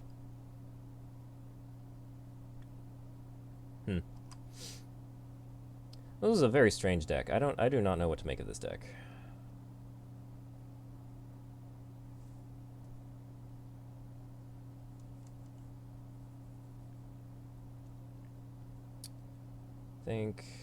Don't think we have a draw. That does absolutely nothing. Okay, well, I don't know. I still feel like this deck is strong, but the results are definitely not bearing that out.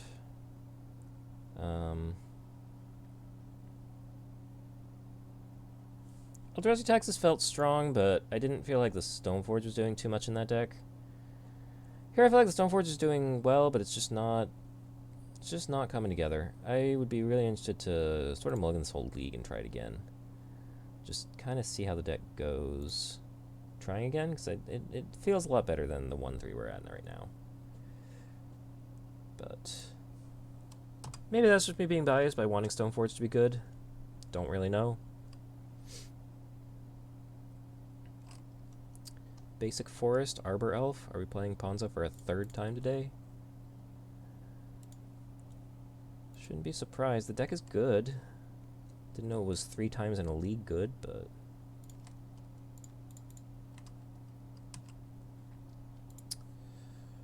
Let's get our Batterskull on.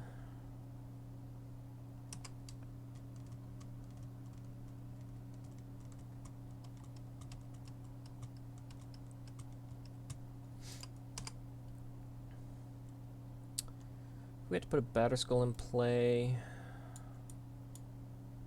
that'd be pretty sweet. I think I would take that opportunity. There are like 3 mana plays I have in hand that I could make next turn.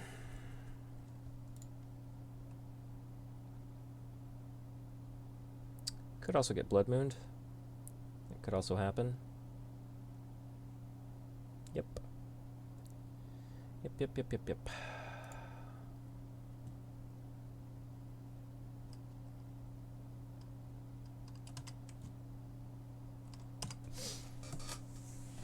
Well, yeah.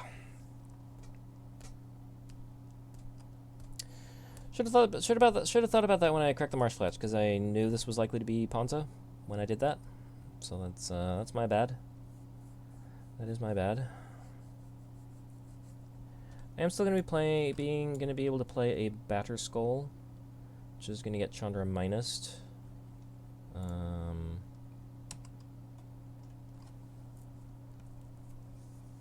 Yeah, definitely punted this game by not fetching basic planes. I had plenty of colored mana. Didn't need to do that.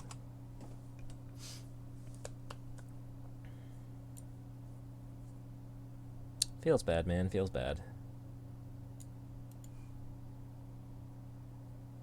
Definitely did not need to punt the game away like that.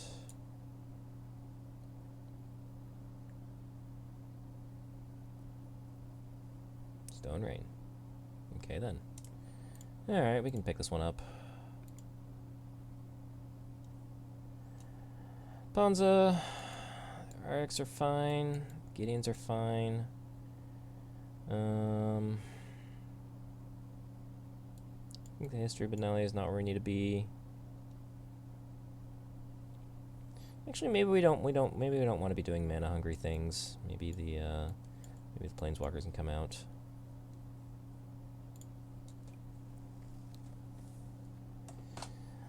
And definitely a few times here where we have, well, I was gonna say a few times where we had trouble getting creatures to stick our equipment in. That time was more just because we got Blood Moon though, and that was a very avoidable problem. Very avoidable, indeed. Player on Blood Moon, man. Player on Blood Moon. When will I learn? Okay, well this hand does not fetch white mana. We'll put a Bitter Blossom into play. Don't know if that's good enough. I guess they'll keep. I can't just be completely scared of the Blood Moon. We're also on the play, so we'll be able to, unless our opponent ramps, which of course they're gonna ramp. They always ramp. Okay, well, I think I need to put a Bitter Blossom into play just so I'm doing things. I mean, a Bitter Blossom on its own is plenty good. On the other hand, I have a swamp, so I can play Bitter Blossom later, so I think I can hold off on the Bitter Blossom for a turn. Just get a Batter Skull.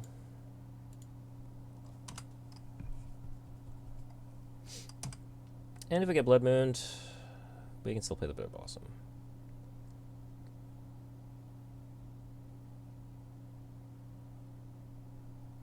Stomp, okay.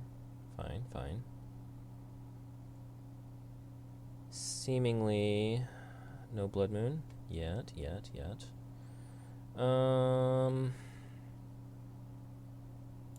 Okay, we can play a Lingering Souls in that case. That was not what I wanted to happen. I assumed that would be coming into play untapped, but I was wrong and did not consider the consequences of my actions. Punt. Just punting here tonight.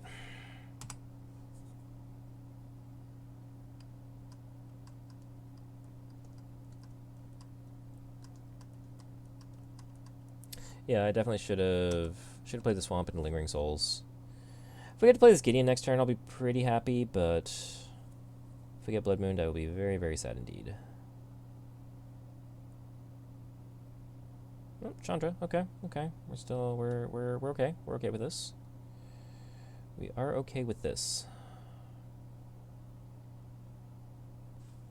Cool. Cool. I think we're in good position here.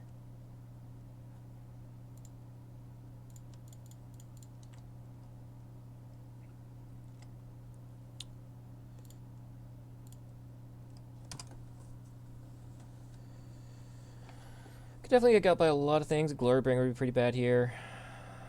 I don't actually really have a good way to deal with an Elder Gargaroth.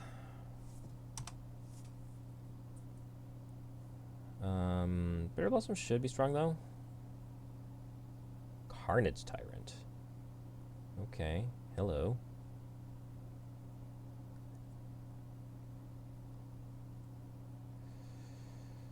Sword of Fire and Ice, very interesting here. Very, very interesting.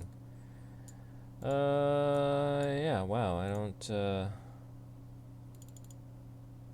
what I'm supposed to do about this Carnage Tyrant. I could actually emblem the Gideon. That would be really interesting. Could just make it 2/2. Could just make a ton of tokens. I want to hit the Chandra down a bit.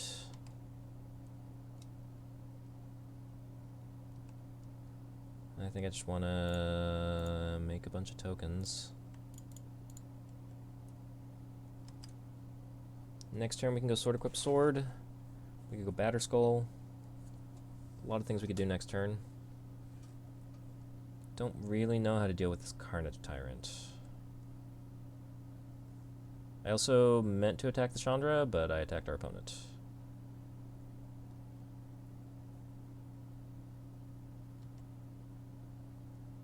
Bloodbraid into Tireless Tracker. Okay. This is gonna be a grindy game indeed. It's gonna be a grindy game.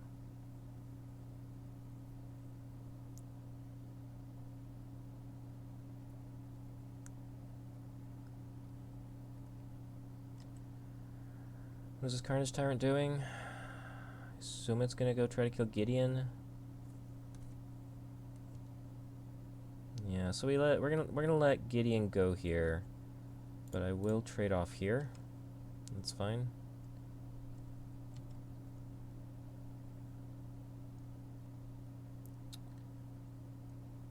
Okay, so this sword. I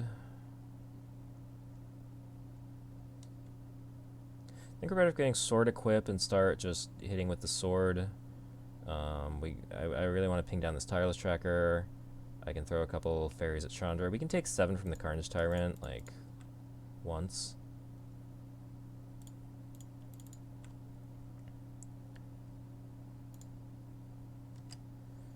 So this is going to attack our opponent. We need to attack Chandra with, like, a couple of these. Don't know how many exactly I want to do.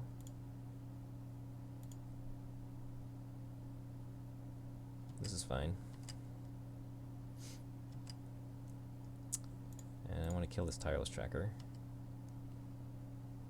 I drew a Spectral Possession, which is pretty good. I like that.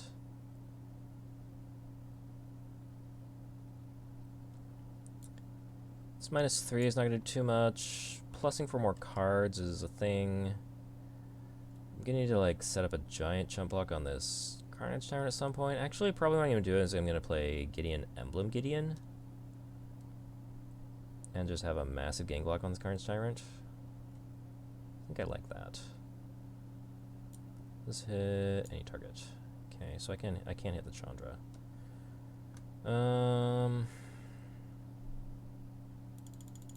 Okay. Oh, I have a Lingering Souls in the graveyard too. It's good to know.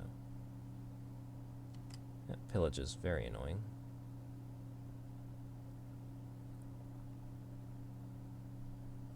And an Arbor Elf. Okay. Okay.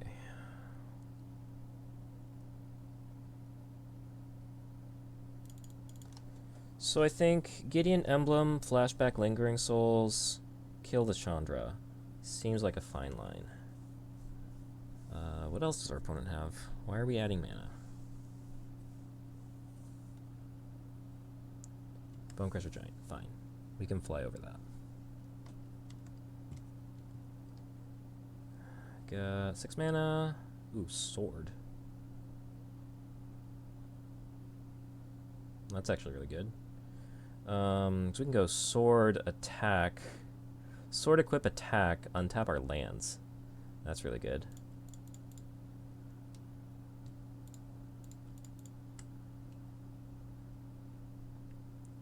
This does mean that we're not... Are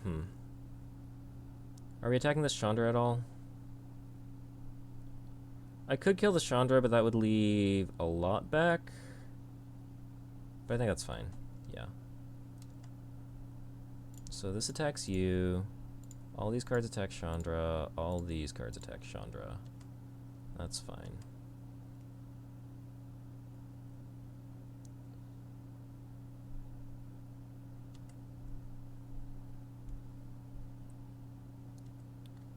You discard a card. I untap all my lands. You discard a replacement Carnage Tyrant. Interesting. So now I still like Emblem, because then I'm going to have 3/2/2/2 in play. Does that make the most sense? Think so. Lingering Souls. And Emblem. Okay. This was a line. I'm still taking more damage than I'd like to this turn. But as long as I don't die this turn, my opponent is pretty dead.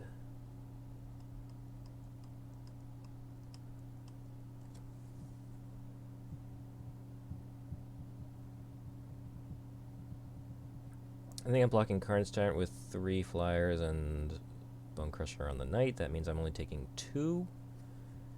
Removal spells could... a removal spell would make me take 4, and I go to 3, and then I go to 2 off the Bitter Blossom, so I'm dead to 2 removal spells, but I don't think my opponent would have that. Yeah, I think I'm okay here. Think I'm okay. Carnage Tyrant, interesting for Pawns to be running. I don't think I've seen that one.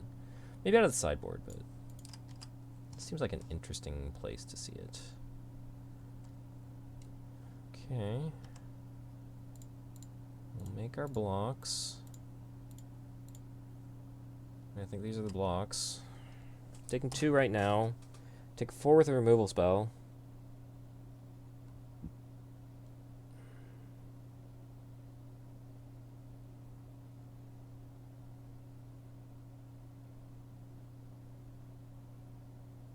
Okay, stomp.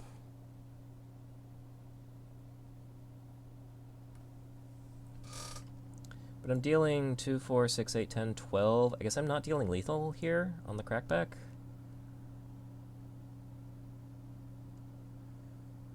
Okay, I'm going to 1. This Gideon should make things lethal though. He's all fly, yeah. Emblem. Attack with all creatures.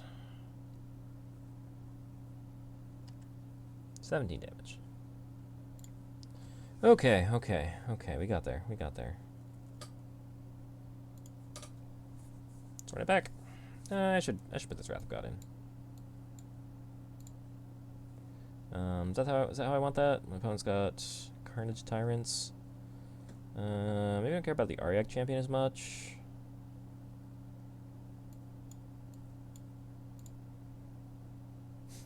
Is this how I want to do this?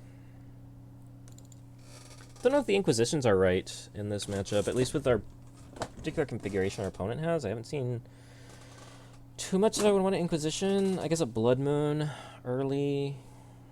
Yeah, I think this is probably fine. Alright. Game 3, match 5, again. No planes. Do we mulligan hands that just don't have planes? We have a Bitter Blossom, but that's just so, like, not good enough. Gideon's great if we have it, but our opponent has mulligans. We're just so soft to Blood Moon. So soft. And even if we hit a planes, like, we're not doing that much. Ugh. I think we keep it. It's close. This might be a really bad keep. Not sure. Opponent's on 4 though. Like, honestly, Bitter Blossom by itself might just be fine.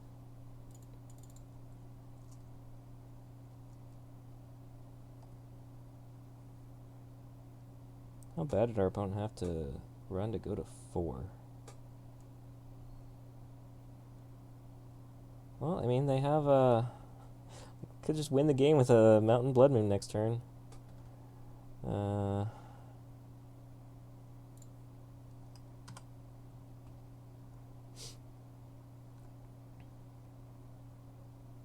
Don't do it. Don't even think about it. Don't you dare. You like a Scavenging Ooze or something? Sorceress Spyglass. Okay. Okay. Well, that's going to shut off my Gideons. It's a good 4-card hand for my opponent. I don't think I have an answer to this. Don't think I have an answer to that. It's really gonna hurt. Ouch. Ouchie, ouchie.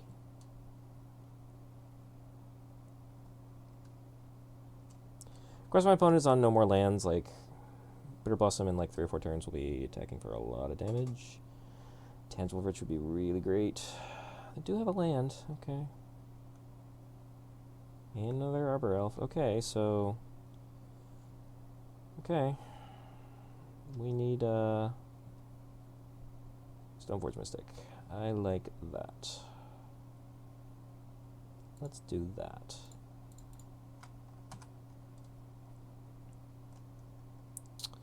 So, things our opponent can draw. Land, uncastable spells. Land.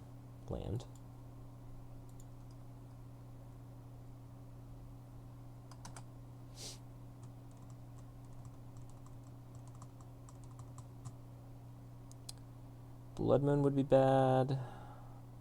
Castable spell would be bad. Herbals and Utopia Sprawls are fine at this point.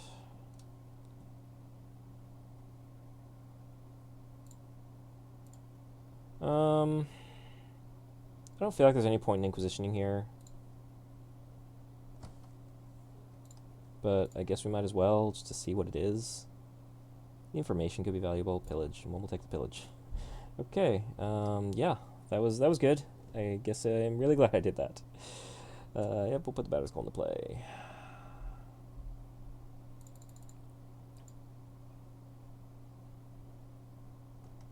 Yeah, I mean, I feel like we had some poor... Rampaging Ferocidon. Players can't gain life. What is this madness?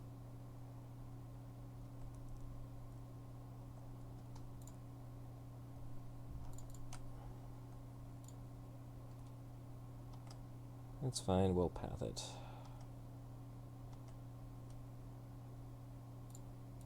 Go away.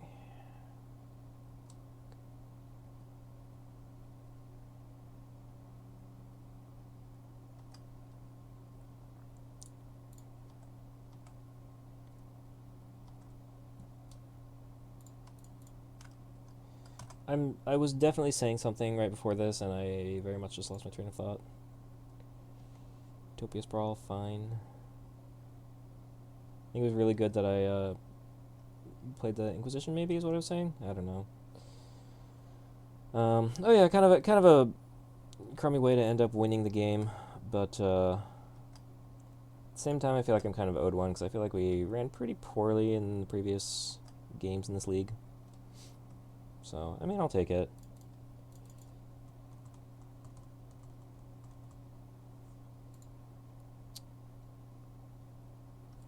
Definitely a little sad that so far I'm going to assume that I'm going to win this game for the moment. Definitely not necessarily a safe assumption, but I'm going to take that assumption for the moment. I'm a little bit sad that it seems like my decks so far are going 1-4, 2-3, and 2-3. I don't think that means that I can necessarily say that Stoneforge Trials are a failure yet. First of all, I've only tried 3 decks. I'm sure people try a lot of decks before they... You know, like actual deck builders try a lot of different things before they find something that's good. I think also I'm still getting better as a deck builder and getting better at tuning. Just generally speaking, I don't do a whole lot of deck building. And also just where we're trying to figure out where Stoneforge... I'm trying to figure out how Stoneforge fits into the metagame, how to build decks with Stoneforge. Anyway, this was Black White Tokens 2-3, same record as our Eldrazi Taxes, and Mardu Pyromancer, which we played last week, was only a 1-4. But like I mentioned a bit during the video, I think this deck, I feel like this deck has the most potential of any of the 3 decks we've played so far.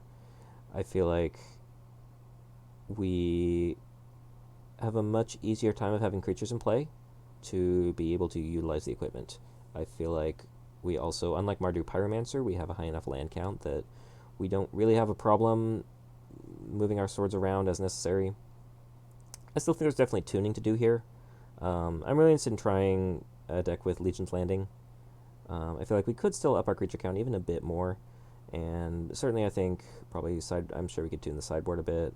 I wasn't super impressed with the Sorin that we saw, but I think I would have to do a little bit more playing with it just to see. I did definitely like the Gideon.